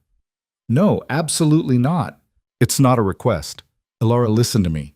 That event will be full of people who would kill you just to hurt me. Who would see you as a weakness to exploit. You cannot... I need to see it. I need to watch you choose her, even if it's just for show, so I can stop lying to myself about what this is. And what is it? Temporary. Like you said. Something we both know won't last, but we're too scared to end. Ilara stepped back, putting physical distance between them. Go. You're still supposed to be the crime lord, and the crime lord doesn't chase after his entertainment when she skips a night. People will notice. Victor looked like he wanted to argue. Instead, he said, I can't protect you at the gala. If you attend, you're on your own. I'm always on my own. That's kind of my thing. He left without another word, the door closing with a finality that felt like foreshadowing. The next 2 days crawled past. Ilara didn't go to Victor's room, and he didn't come to hers. Anna brought news that she'd secured Ilara a position as serving staff at the gala. It was the safest way to get her in without raising questions. She'd be invisible, just another woman in a uniform carrying champagne, which was exactly what Ilara wanted. Saturday arrived with gray skies that threatened snow. Anna brought a server's uniform that fit properly and began coaching Ilara on how to move through the crowd without drawing attention. Keep your head down. Don't make eye contact with the guests. If anyone speaks to you, respond minimally and move on. These people... Anna's expression was grim. They're the worst humanity has to offer. Predators and expensive clothes. Don't give them any reason to notice you. What about Victor? Especially not him. If people realize you're connected, you become a target. And Catherine's father, Gregor Volkov, he's not a man who tolerates competition. He sees everything as a threat to be neutralized. Alara nodded, trying to project confidence she didn't feel. She was about to walk into a room full of criminals and pretend to be furniture, while watching the man she loved announce his engagement to someone else. This was either the bravest or stupidest thing she'd ever done. Possibly both. The gala was being held in the mansion's ballroom, a space Alara hadn't even known existed. When she followed the other servers through the service entrance that evening, she stopped breathing for a second. The room looked like something from a movie about old money elegance. Crystal chandeliers, marble floors, walls hung with art that probably cost more than most people made in a lifetime. And it was full of monsters wearing designer suits and couture gowns. Alara grabbed a tray of champagne flutes and started circulating, keeping her head down like Anna had instructed. She listened to snatches of conversation as she moved, discussions of territory and shipments and people who'd disappeared recently. Everyone spoke in code, but the meaning was clear. These were the people who made the city's darkness possible. And Victor controlled all of them. She caught her first glimpse of him an hour into the event. He stood near the far end of the ballroom, surrounded by men in expensive suits who laughed too loud at his quiet comments. He looked like power personified. Tailored tuxedo, perfect posture, the kind of presence that made other people orient themselves around him. And beside him, holding his arm with practiced ease, was Catherine Volkov.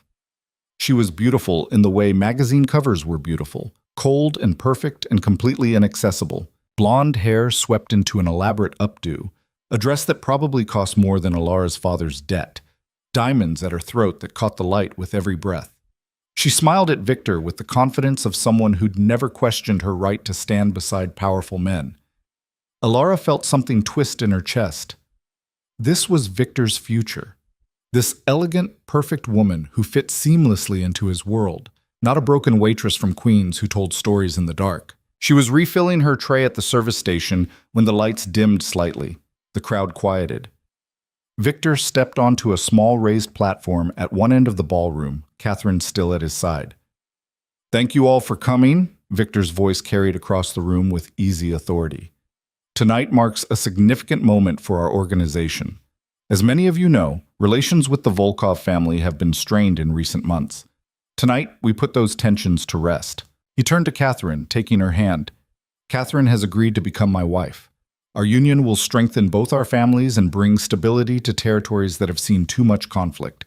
I hope you'll join me in celebrating this alliance." The crowd erupted in applause.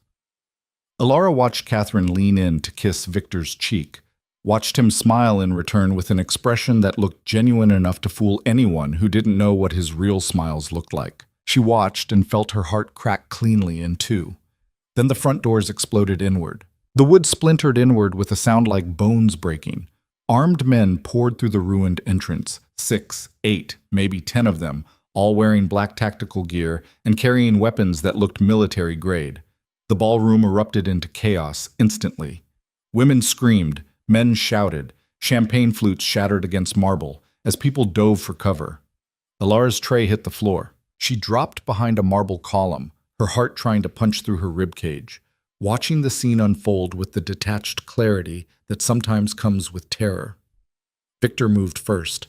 He shoved Catherine behind him and pulled a gun from somewhere inside his tuxedo jacket, smooth and practiced, like he'd done it 1,000 times before. 3 of his security team materialized from the crowd, weapons already drawn, forming a protective barrier around him. "Nobody move!" One of the attackers, tall, scarred, with the dead eyes of someone who'd stopped caring about consequences, raised his weapon. "This is a message from the Bratva. You don't negotiate with our operations. You don't interfere with our shipments. And you definitely don't—" His words cut off as one of Victor's security team put a bullet through his shoulder. Then all hell broke loose. Gunfire cracked through the air like thunder. Alara pressed herself against the column, making herself as small as possible, covering her head with her arms like that would somehow stop bullets. Around her, Manhattan's criminal elite scattered like roaches when the lights came on, diving under tables, crawling toward exits, trampling over each other in their desperation to escape. She caught glimpses of the fight through the chaos. Victor firing with calm precision, taking down one attacker, then another. his security team moving in coordinated patterns, protecting him and Catherine both. Gregor Volkov, a bull of a man with silver hair, roaring something in Russian and pulling his own weapon. Blood on the marble floors spreading in dark pools that reflected the chandelier light. One of the attackers broke through Victor's defensive line, young, maybe 25, with wild eyes and shaking hands. He raised his weapon toward Victor's back, and Alara watched it happen in slow motion, the finger tightening on the trigger, Victor completely unaware, focused on threats coming from the front. She didn't think, just moved. Alara grabbed a champagne bottle from the floor and ran. Her server's uniform made her invisible, just another terrified woman in the chaos. The attacker didn't see her coming until she smashed the bottle across the back of his head. Glass shattered. He staggered, spinning toward her, and for one frozen second, Alara saw her own death in his eyes. Then Victor was there, putting 3 bullets in the man's chest before he could pull the trigger. The attacker dropped like a puppet with cut strings. Victor's head whipped toward Alara, his dark eyes going wide with recognition and something that might have been terror. "What the fuck are you doing here?" "Saving your life, apparently." "Get down!" Victor tackled her to the floor as bullets chewed through the space where her head had been. They hit the marble hard enough to knock the air from her lungs, Victor covering her body with his own, returning fire over her shoulder at targets she couldn't see. "Stay down," he hissed in her ear. "Don't move! Don't!" A new sound cut through the gunfire. Not bullets, something else. Something that made the hair on the back of Alara's neck stand up in primal recognition of wrongness. Victor went rigid above her. "No, no, no, no!" "What's wrong?" "The sun," Victor's voice cracked with panic. "It's setting. I thought we had more time. The gala was supposed to end before—" Understanding hit Alara like cold water. Sunset, the transformation. And they were in a room full of witnesses who absolutely could not see what Victor became. "You need to leave," she said. "Now. Get somewhere private before—" "I can't!" Victor's hands were already shaking, his breathing going ragged. "There's no time, and if I move, you're exposed, and—" Another wave of attackers came through a side entrance. Victor fired until his gun clicked empty, then threw it aside and pulled a knife from somewhere. He killed a man with it, quick and brutal and efficient. Then another, his movements getting jerky and uncoordinated as the transformation started in earnest. Alara watched shadows begin gathering around him like living things. Watched his hands spasm and elongate, claws starting to push through human fingernails. Watched the careful mask he always wore start cracking as the thing underneath fought its way to the surface. "Victor, I'm sorry." His voice was changing, getting rougher, layered with something that wasn't quite human. "I'm so sorry. You shouldn't have to see." The last of the attackers, 3 of them, regrouping near the main entrance, raised their weapons toward Victor's exposed back. Alara saw it happening, saw they had maybe 2 seconds before bullets ended everything, and made a choice. She grabbed Victor's face in both hands and kissed him, hard and desperate and completely visible to the entire ballroom. "I love you," she said against his mouth. "Whatever happens, whatever you become, I love you." Victor's eyes, already starting to bleed to black, went wide. "Alara!" The transformation hit like a freight train. Victor's body convulsed, shadows exploding outward in a wave that knocked Alara backward. She hit the floor hard, vision sparking, and when she looked up, the man she loved was gone. The creature that stood in his place was nightmare-made flesh, 7 feet of shadow and muscle and wrongness, with claws that could disembowel a man and teeth that belonged in deep-sea trenches. It threw back its head and roared, a sound that shook the chandeliers and made every primitive instinct in Alara's brain scream run. The ballroom went silent. Every person still conscious and alive froze, staring at the monster that had been Victor Calderon. Then Catherine Volkov started screaming. The creature's head swiveled toward her, those black eyes focusing, and Alara saw the exact moment the remaining attackers realized they were no longer the most dangerous things in the room. They tried to run, tried to escape through the ruined entrance or the side doors or anywhere that wasn't here. The creature moved faster than anything that size should have been able to. It caught the first attacker before he made it 3 steps, claws tearing through tactical gear and flesh like they were tissue paper. Blood sprayed across the marble in arterial patterns. The man's scream cut off wet and final. The other two attackers opened fire, bullets punching into shadow flesh with sounds like rocks hitting mud. The creature barely noticed. It killed them both with the casual efficiency of someone swatting flies, then turned its attention to the ballroom full of terrified criminals. "Victor?" Alara's voice came out steady, despite the terror clawing at her throat. "Victor, that's enough. They're down. You won." The creature's head swiveled toward her. For a horrible second, she thought there was nothing human left behind those black eyes, that she was about to die the same way the attackers had. Then it made a sound, low and questioning and somehow achingly familiar. "It's me," Alara said quietly, pushing herself to her feet despite her screaming muscles. "It's Alara, remember? I tell you stories about monsters and the people who love them anyway." The creature took a step toward her. The entire ballroom tensed, expecting violence. Instead, it lowered itself down, making itself smaller, less threatening, and made another sound. This one almost like a whimper. Alara crossed the distance between them on shaking legs, every nerve ending screaming at her to run. She reached out and touched the creature's face, Victor's face, however transformed, feeling shadow flesh that was simultaneously solid and insubstantial under her palm. "I see you," she whispered. "Both of you, monster and man, and I'm not afraid." The creature's eyes closed. When they opened again, something wet tracked down its face. Tears, Alara realized. It was crying. Behind her someone, Gregor Volkov, she thought, said in a voice rough with shock, "What is this? What is he?"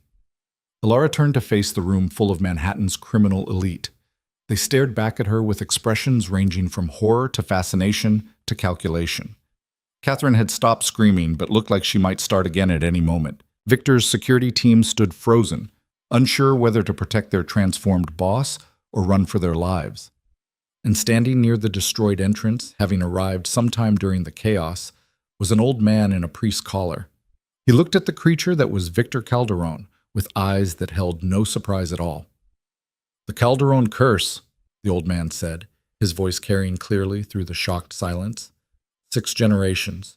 I wondered if this one would finally break it. "Who the hell are you?" Gregor demanded. "Father Mikhail. I served Victor's grandfather before he died. I'm familiar with the family's particular burden."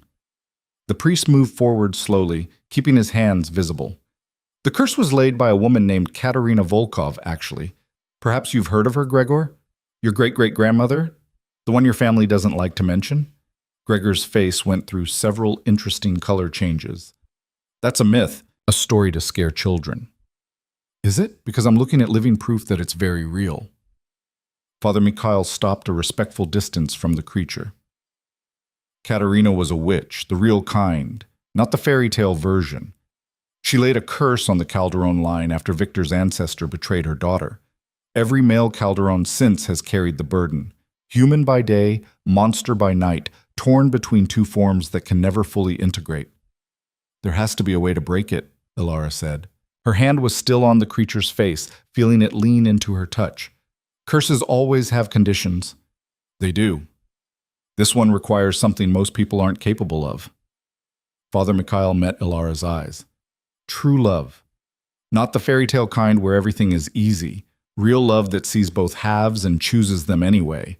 Love that's tested by fire and doesn't break." "I choose him," Alara said immediately. "Both versions. I already told him that." "Choosing isn't enough. You have to prove it, in front of witnesses. You have to stand before the world and declare that you see what he is, monster included, and love him regardless. That you bind yourself to him knowing exactly what that means." The creature made a sound like broken glass. Its massive head shook back and forth, emphatic in denial. "Victor says no," Alara translated, somehow understanding the creature's sounds. "He doesn't want me to risk it. Doesn't want me bound to. I don't care what he wants." Alara moved to stand in front of the creature, forcing it to look at her. "You don't get to make this decision for me. You don't get to protect me from my own choices." The creature's claws came up, gesturing frantically. More sounds that Alara's heart translated, even if her brain couldn't fully process them. "You deserve better. You should run. I'm a monster who will destroy you."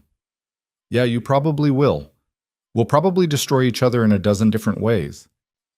Ilara grabbed one massive clawed hand in both of hers, but I'd rather have that than spend the rest of my life wondering what we could have been. The girl's insane, someone in the crowd muttered. The girl's in love, Father Mikhail corrected. There's often not much difference. He turned to address the ballroom. You've all seen what Victor Calderon truly is. You've seen the curse that's driven his family for generations, and now you'll witness either its breaking or its continuation. Ilara Whitmore. Wait. Catherine's voice cut through the priest's words. She stepped forward, her perfect composure cracked but still mostly intact. I'm his fiancée. If anyone's going to break this curse, you're a strategic alliance who screamed when you saw his true form, Ilara said flatly. I'm the woman who's been sitting with him through every transformation for weeks. Who's held him while he changed and told him stories and loved him anyway? There's no competition here. Catherine's mouth opened and closed. Then she looked at her father, at the creature, at the crowd of witnesses. I can't marry that. I won't. Then the engagement is dissolved, Gregor said heavily. He looked at Victor, the monster version, with something almost like pity. I had no idea. The Volkov curse, come home to roost. Your great-great-grandmother would have appreciated the irony. Someone better appreciate something fast. Anna's voice came from near the service entrance. She stood with Sophie and several other women from the house, all of them armed with weapons they'd clearly stolen from fallen attackers. Because we've got NYPD sirens getting closer, and this is not a scene we want them arriving at. Father Mikhail spoke quickly. Ilara Whitmore, do you stand before these witnesses and declare your love for Victor Calderon? Not just the man he appears by day, but the creature he becomes by night? Do you accept both halves, knowing they come as a package that cannot be separated? I do. And do you bind yourself to him willingly, with full understanding of what his world entails? The violence, the darkness, the constant danger? I do. Then speak the words that will either break 6 generations of suffering or condemn you both to share it. Tell him, tell everyone, exactly what he is to you. Ilara looked up at the creature that was Victor, at the black eyes that held so much pain and hope and terror. She thought about the man who'd called her extraordinary, who'd listened to her stories like they mattered, who'd made her feel seen for the first time in years. She thought about the monster who'd cried when she touched him, who'd protected her even while transforming, who'd chosen to suffer alone rather than risk her safety. And she said the words that had been building in her chest for weeks. You're a monster. You're absolutely a monster. By day when you run a criminal empire built on human suffering, and by night when you transform into this. You're cruel and dangerous and morally compromised in ways I'm still learning to understand. You've done terrible things and will probably do more. You're trapped in a curse you never asked for, torn between forms that both hurt in different ways. And I love you. I love both of you. The man who drinks expensive bourbon and paces when he's thinking, the creature who curls around me protectively and cries when I touch him gently. You're not perfect, neither am I. But we're broken in compatible ways, and that's enough. That's more than enough. I choose you, both versions, forever, no matter what comes next. The silence that followed felt heavy enough to collapse the building. Then light exploded from the creature's chest. Not metaphorical light, actual, blinding, brilliant light that made everyone in the ballroom throw up their hands to shield their eyes. Ilara felt heat wash over her, felt the creature's hand spasm in hers, heard a roar that might have been pain or triumph, or both. When the light faded, Victor Calderon stood in front of her. Human. Completely human. His tuxedo was shredded from the transformation, blood and shadow residue covering his skin, but his eyes were normal brown and his hands were normal size, and there wasn't a trace of the creature left anywhere visible. He stared at Ilara like she'd performed a magic trick. Did that actually? The curse is broken, Father Mikhail said, his voice thick with emotion. 6 generations, finally broken by someone brave enough to see the whole truth and love it anyway. Victor grabbed Ilara and kissed her like she was oxygen and he'd been drowning. She kissed him back, tasting blood and shadows and something that might have been tears, aware they were doing this in front of a ballroom full of criminals and the woman who'd been his fiancée 10 minutes ago. When they broke apart, Victor said, "You're insane. You realize that, right?" You just bound yourself to the head of a criminal organization in front of everyone who matters in the underworld. There's no taking that back. I don't want to take it back.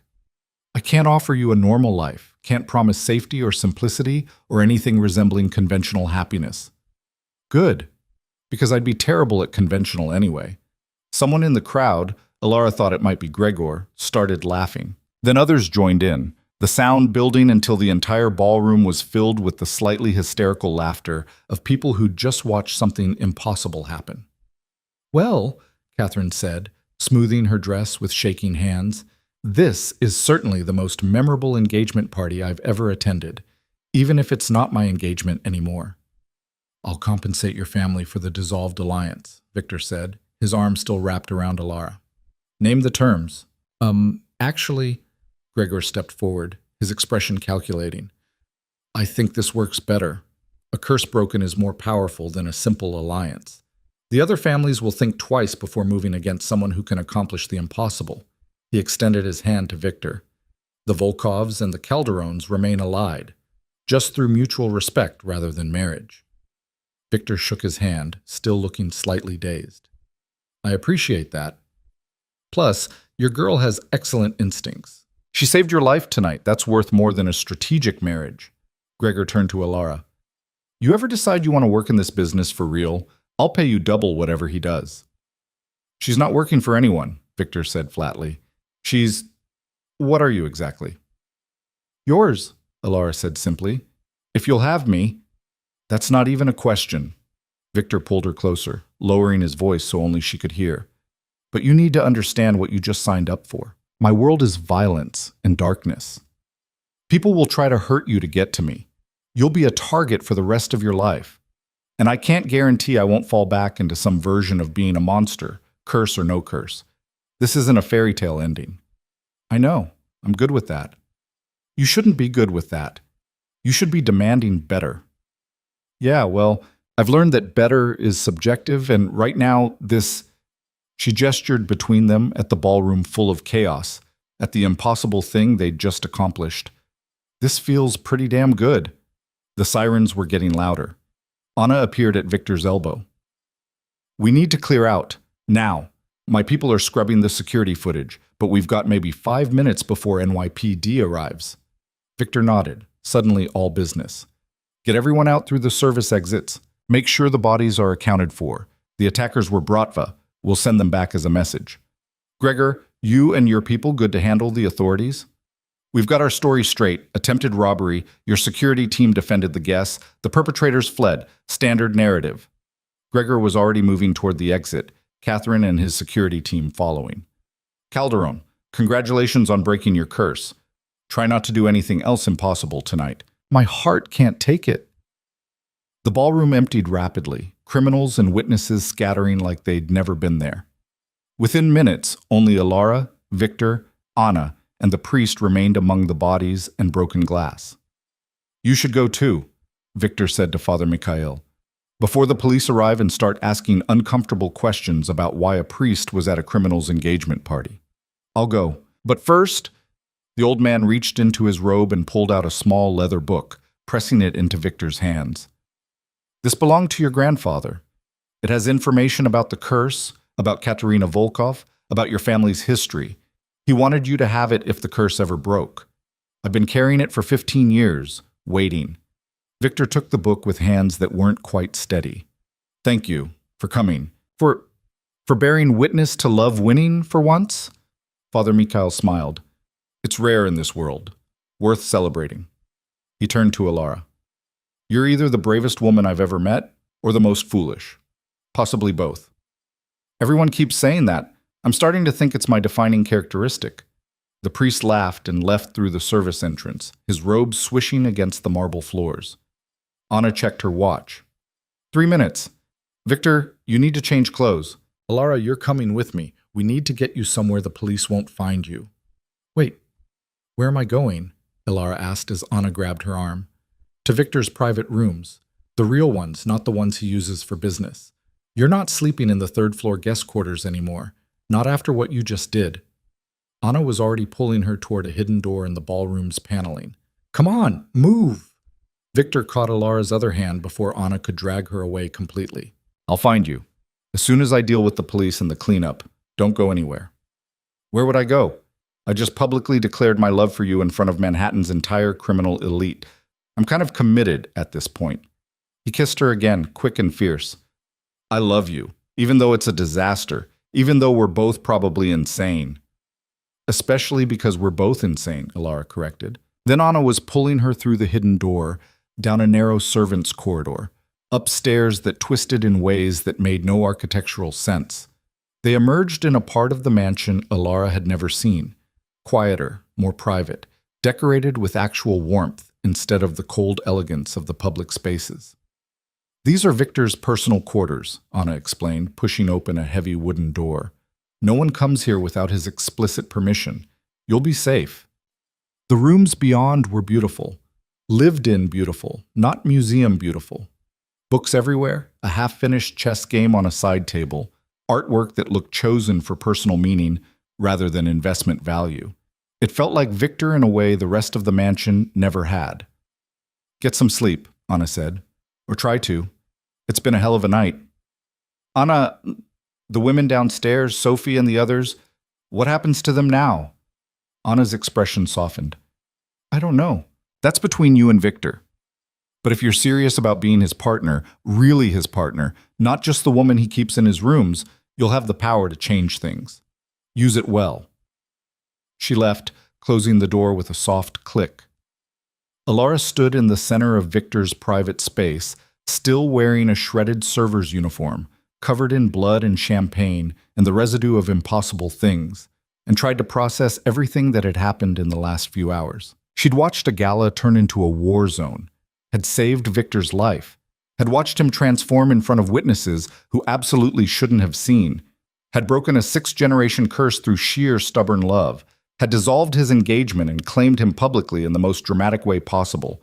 She should be terrified, should be questioning every choice that led to this moment. Instead, she felt strangely calm, settled almost, like pieces of herself that had been scattered were finally clicking into place. A shower presented itself as a good next step. Alara found the bathroom, marble and brass and somehow still masculine, and stood underwater hot enough to hurt, washing away the night's evidence. She found one of Victor's shirts in a closet and put it on, the fabric hanging to her knees, smelling like him. Then she curled up in his bed and waited. Victor found her there maybe an hour later. He looked exhausted, still wearing the ruined tuxedo, dried blood in his hair. But his eyes were clear and human and full of something that made Alara's chest ache. The police are gone. The bodies are handled. The story is contained.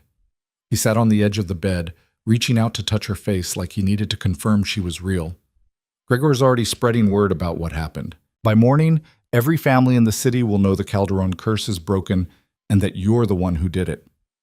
Is that good or bad? Both. You're protected now. Anyone who hurts you knows they're starting a war with me and the Volkovs both. But you're also a target. People will want to use you to get to me. Test whether breaking the curse made me weaker or stronger. And did it? Make you weaker? Victor was quiet for a long moment. I don't know yet. The curse was part of me for so long, I'm not sure who I am without it. But I know I feel more human than I have in years. That has to count for something. Come here. Alara pulled him down beside her, wrapping herself around him despite the dried blood and torn fabric. We'll figure it out. Together. You keep saying that. Together. Like it's simple. It is simple. Not easy. But simple. She kissed his jaw, his throat, the pulse point that beat steady and human. I love you. You love me. Everything else is just details. Victor laughed, broken and relieved and maybe a little bit hopeful. You're going to turn my entire world upside down, aren't you? Absolutely. Starting with the women downstairs. We're going to fix that situation. Alara? I'm serious, Victor. I meant what I said about being your partner. That means I get a say in how things work. And I say we stop treating people like commodities. That's not how this world works. Then we change how this world works. You just broke a sixth-generation curse. I think we can handle reforming your business practices. Victor stared at her like she was speaking a foreign language. Then he started laughing. Real laughter. the kind she'd only heard a few times before. "You're absolutely insane." "Yeah, we've established that. Are you in or not?" He pulled her closer, burying his face in her hair. "I'm in. For all of it. The insanity, the reforms, the impossible task of being better than what I was raised to be. All of it."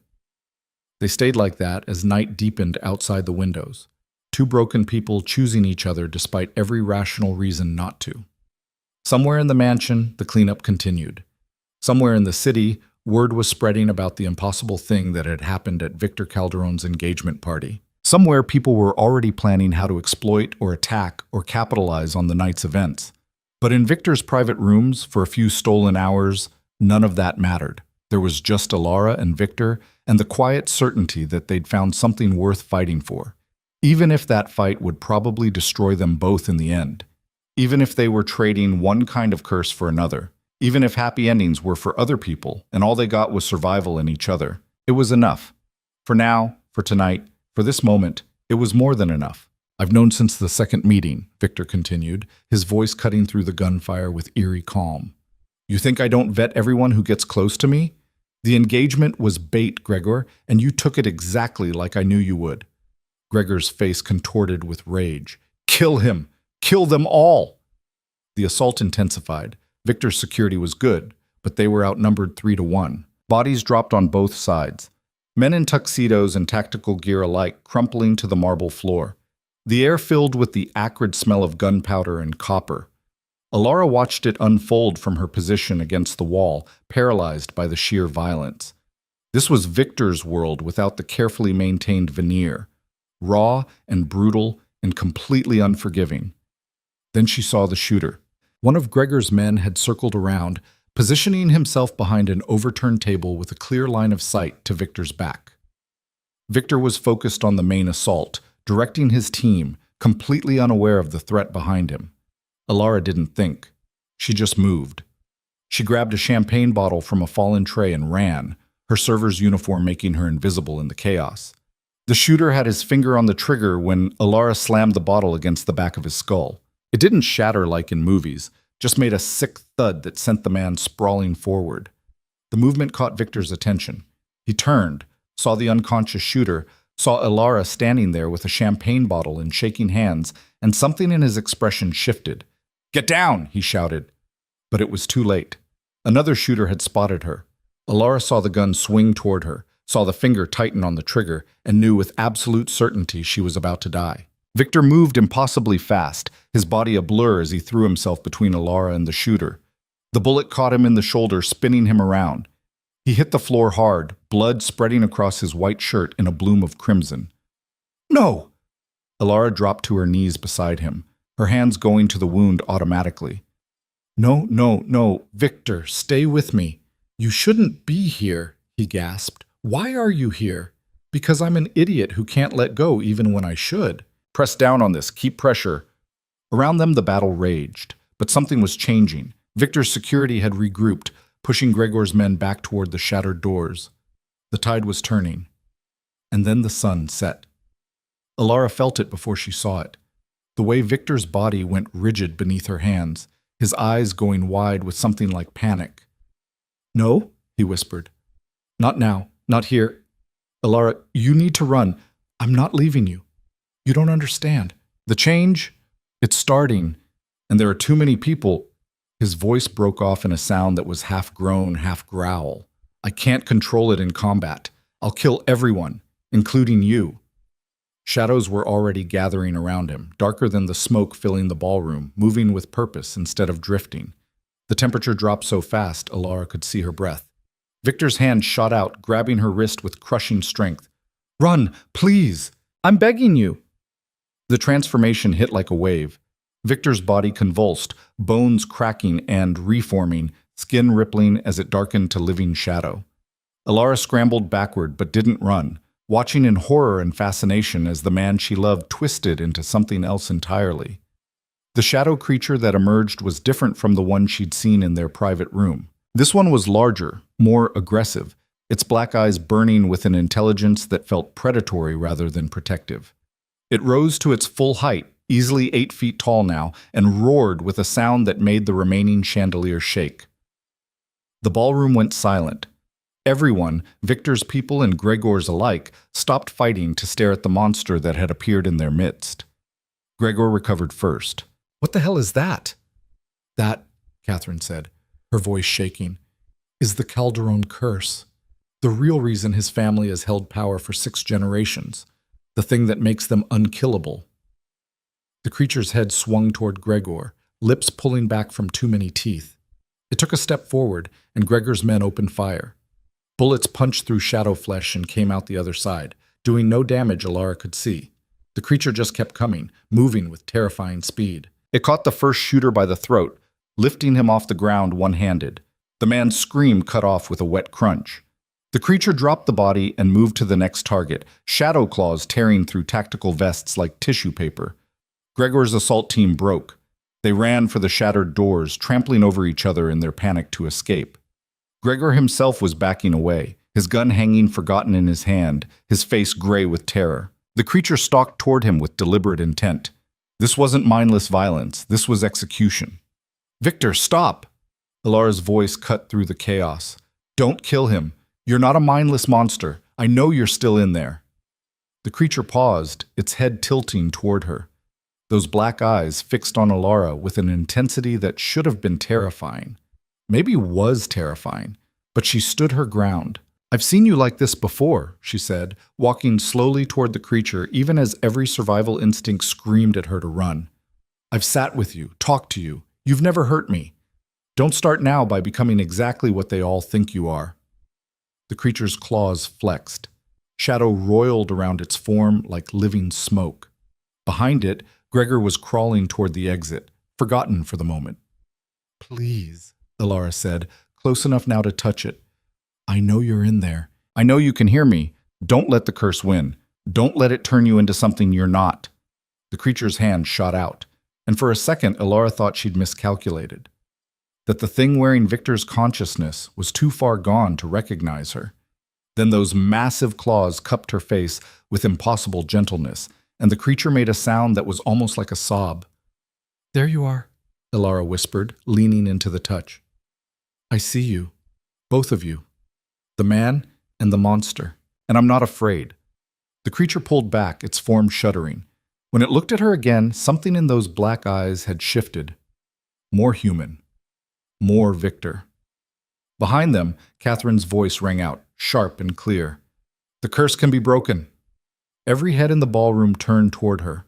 She stood amid the wreckage and bodies, her perfect composure shattered, but her voice steady. "The Calderon curse," she continued. "I researched it when my father first proposed the alliance. It's been in your family for 6 generations. A bargain made for power and immortality that chained every male heir to darkness. But there's a release clause. There's always a release clause." The creature, Victor, made a questioning sound. "True love," Catherine said, and laughed bitterly. "Of course it's true love. It's always true love in these old contracts. Someone has to accept both halves completely. See you as human, regardless of form. Choose you freely, despite knowing what you are." Her eyes found Alara, which I'm guessing she's already done.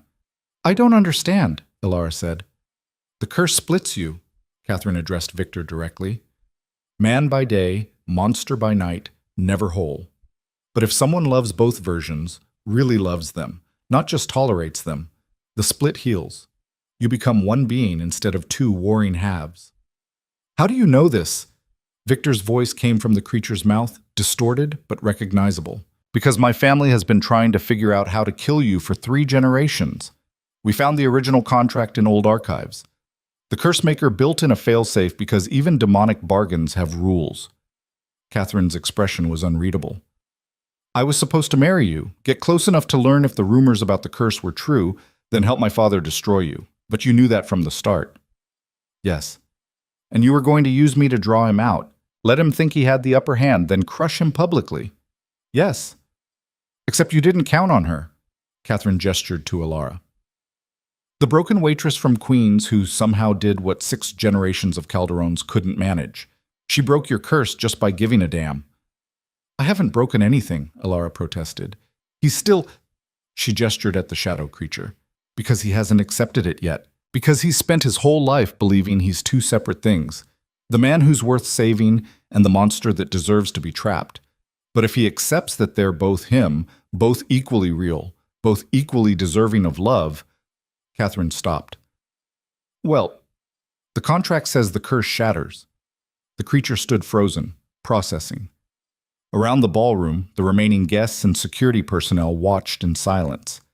This had stopped being a gang war and become something else entirely, something stranger and more significant. Elara, Victor's voice still distorted but growing clearer. You don't have to do this. The curse doesn't just break. It has consequences.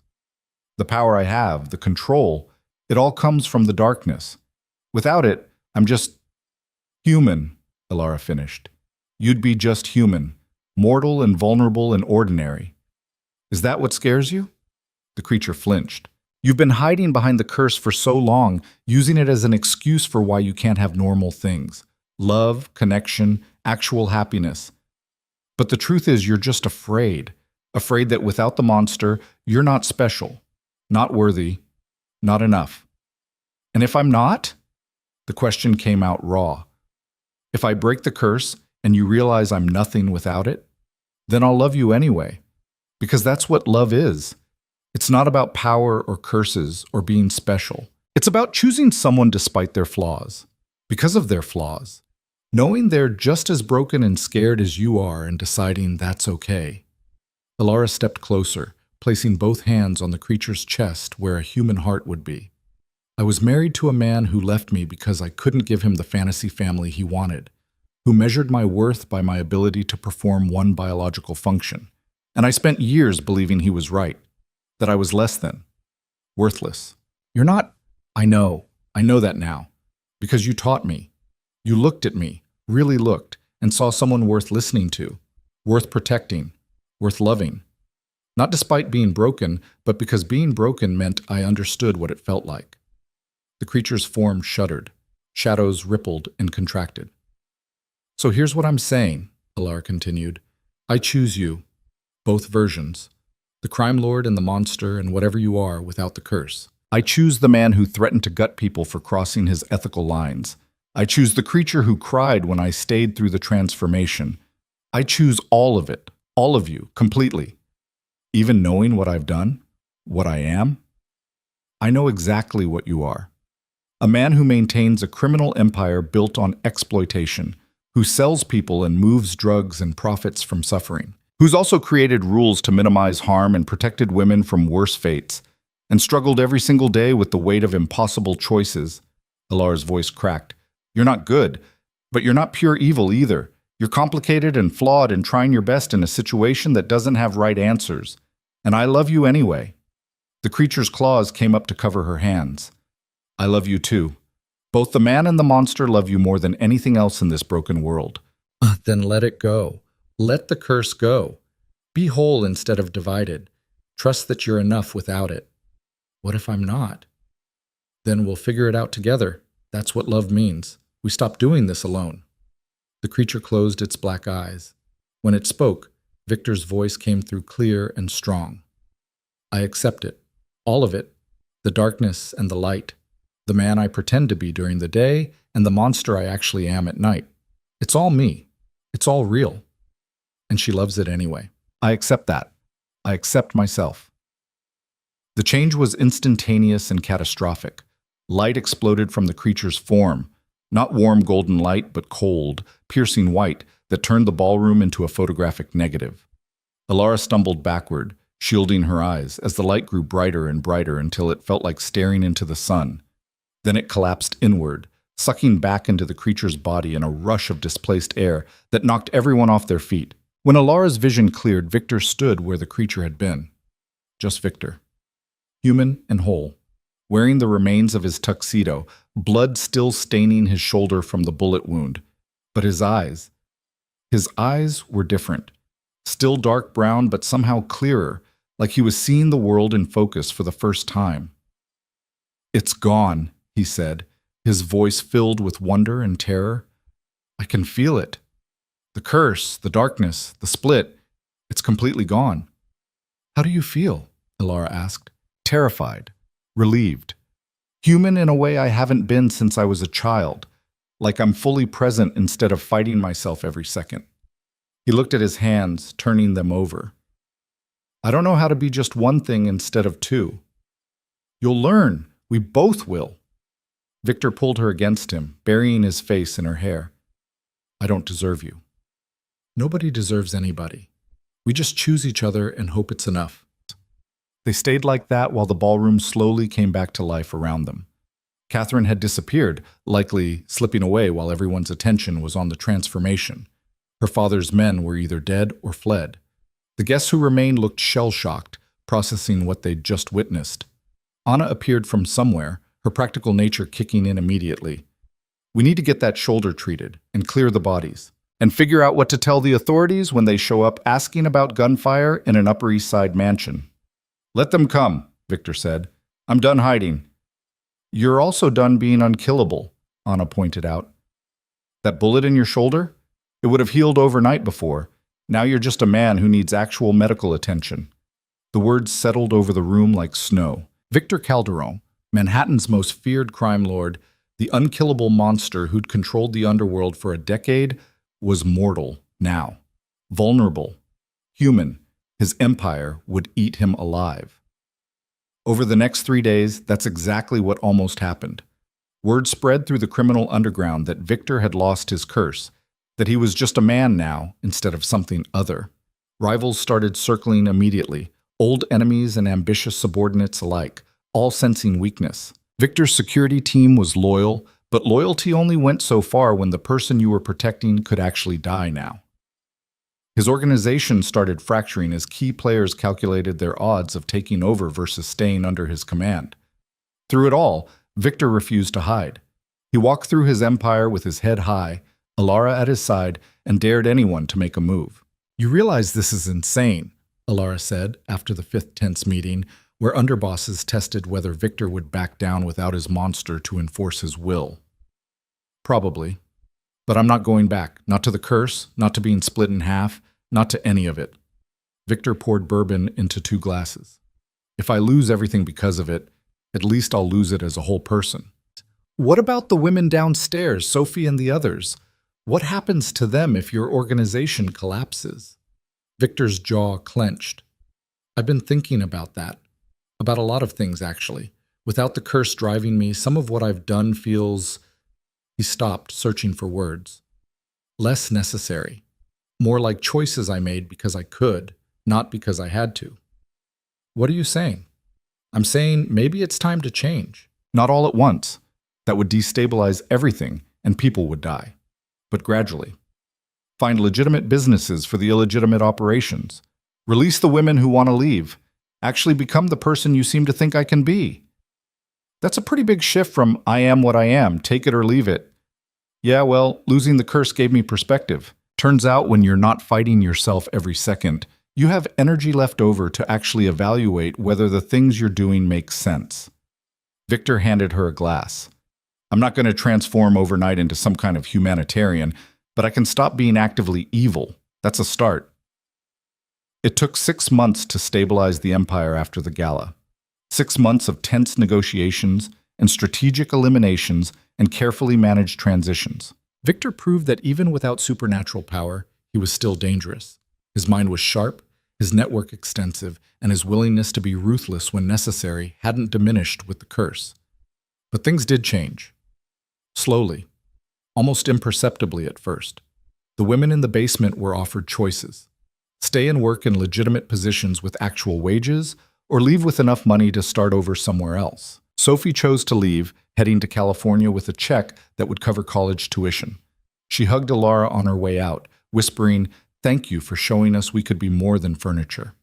The trafficking operations were wound down, transitioned to legitimate employment agencies that still made money but didn't destroy lives in the process. The drug trade proved harder to extract from, but Victor started insisting on cleaner products and safer distribution, minimizing the body count even if he couldn't eliminate it entirely. And Ilara stayed through all of it. She moved out of the room that had been her prison and into Victor's actual quarters, a suite that took up half the mansion's top floor. They navigated learning to be together without the structure of their nightly storytelling sessions, figuring out what their relationship looked like in daylight. It wasn't easy. Victor struggled with being mortal, with the loss of power that had defined him for decades. Alara struggled with the guilt of loving someone who still profited from darkness, even if he was trying to minimize it. They fought viciously and made up desperately and slowly built something that looked almost like a real partnership. 8 months after the gala, Victor called Alara into his study. He looked nervous in a way she rarely saw anymore, his fingers tapping against his desk in an anxious rhythm. "I need to tell you something," he said, "and I need you to listen to the whole thing before you respond. Okay? I'm stepping down from running the organization. I'm handing control to Marcus Volkov, Gregor's nephew, actually a decent guy who wants to legitimize the family business. I've verified his intentions, set up oversight, made sure the protections we've built will stay in place." Alara sat down slowly. "Why?" "Because I can't keep doing this.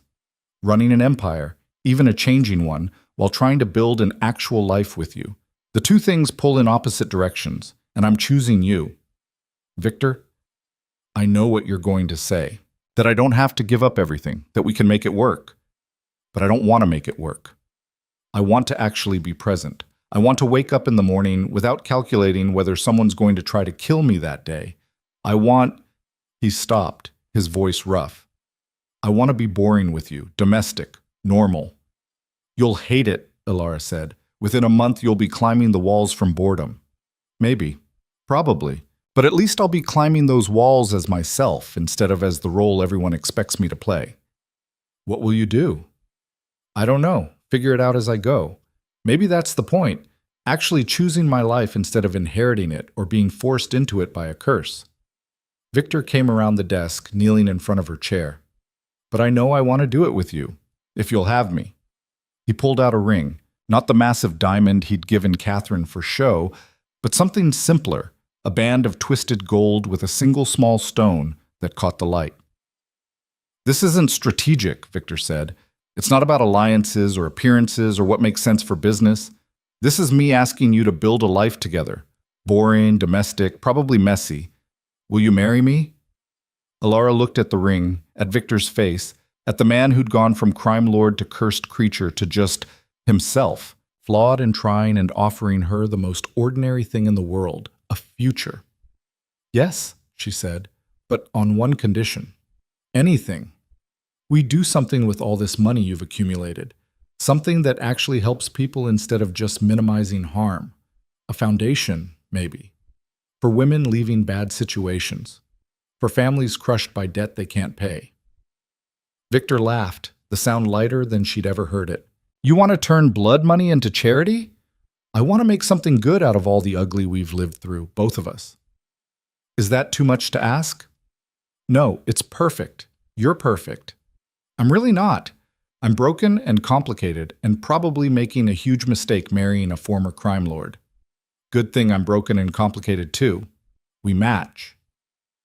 They were married a month later in a small ceremony that would have been unremarkable except for the guest list. Anna served as Alara's witness, looking proud in a way that made Alara's chest ache. Riley came from NYU, crying through the whole ceremony and whispering to Alara afterward that she'd known her sister would find something better than their father's disappointment. Thomas Whitmore didn't attend. Alara had sent him an invitation anyway, not because she wanted him there, but because not sending one felt like letting him win. He never responded. 6 months later, she heard through Anna that he'd died. Liver failure from drinking himself into oblivion after losing his last cent at a poker table in Atlantic City. Alara felt nothing when she heard the news. Not grief or relief or vindication. Just nothing. The man who'd sold her had stopped mattering somewhere along the way. The foundation launched a year after the wedding. They called it Second Chances, which was on the nose but accurate. It provided housing for women escaping trafficking situations, legal help for families drowning in debt, and grants for people who just needed a hand up instead of a hand out. Alara ran it with the same intensity she'd once brought to telling stories in the dark. She knew these women, knew what it felt like to be measured and discarded, to be treated as less than, to survive by any means necessary. She built a place where they could be whole instead of broken, where their past didn't define their future. Victor helped in the background, using his connections and resources without putting his name on anything. He seemed content with that, being support instead of the center, building something good instead of just maintaining something less evil than it could be. They settled into a life that was shockingly normal, a brownstone in Brooklyn instead of the mansion. Dinners cooked at home instead of prepared by staff. Movie nights and grocery shopping and all the mundane minutiae of existence that had seemed impossible a year earlier. And at night, when Alara curled against Victor in their too small bed, she sometimes thought about the shadow creature that used to consume him, about the curse that had defined 6 generations, about the impossible journey from that first terrified night in the darkened room to here. "Do you miss it?" she asked one evening, her head on his chest, listening to his very human heartbeat. The curse? The power? The invincibility? Being something more than just a man? Victor was quiet for a long moment. Sometimes, when I read about violence in neighborhoods I used to control, when I see women in situations I could have prevented if I still had the organization, when I realize I'm actually going to age and die like everyone else. He pressed a kiss to her hair, but then I remember what it cost. Being split in half, fighting myself constantly, never being whole, and I think, this is better. Being ordinary with you is better than being extraordinary alone. We're not that ordinary. We run a charity funded by crime money and live in a brownstone that's nicer than most people will ever afford. Fine. We're ordinary adjacent. The point stands. 2 years after the gala, Alara got a phone call that changed everything again. "Ms. Calderon?" The voice was professional, female, vaguely familiar. "This is Dr. Martinez. I was your fertility specialist years ago, when you were trying to conceive with your ex-husband." Alara's stomach dropped. "I remember. Is something wrong?" "Actually, I'm calling with unusual news. There was an error in your original diagnosis, a misreading of your test results that wasn't caught until we recently digitized old records. You're not infertile, Ms. Calderon. You never were. Your ex-husband was." The words didn't make sense at first. Alara heard them, but they felt like they were in a foreign language her brain couldn't quite translate. "What?" "Marcus Whitmore was the one with the fertility issues, not you. Severe oligospermia, very low sperm count, near 0 actually. The odds of natural conception would have been astronomically low, but the error in documentation attributed it to you instead of him." Dr. Martinez's voice was professionally apologetic. "I'm calling because we're contacting all patients affected by this records error. We're prepared to offer compensation for any damages." Alara hung up. She sat on the couch in their living room staring at the wall, processing.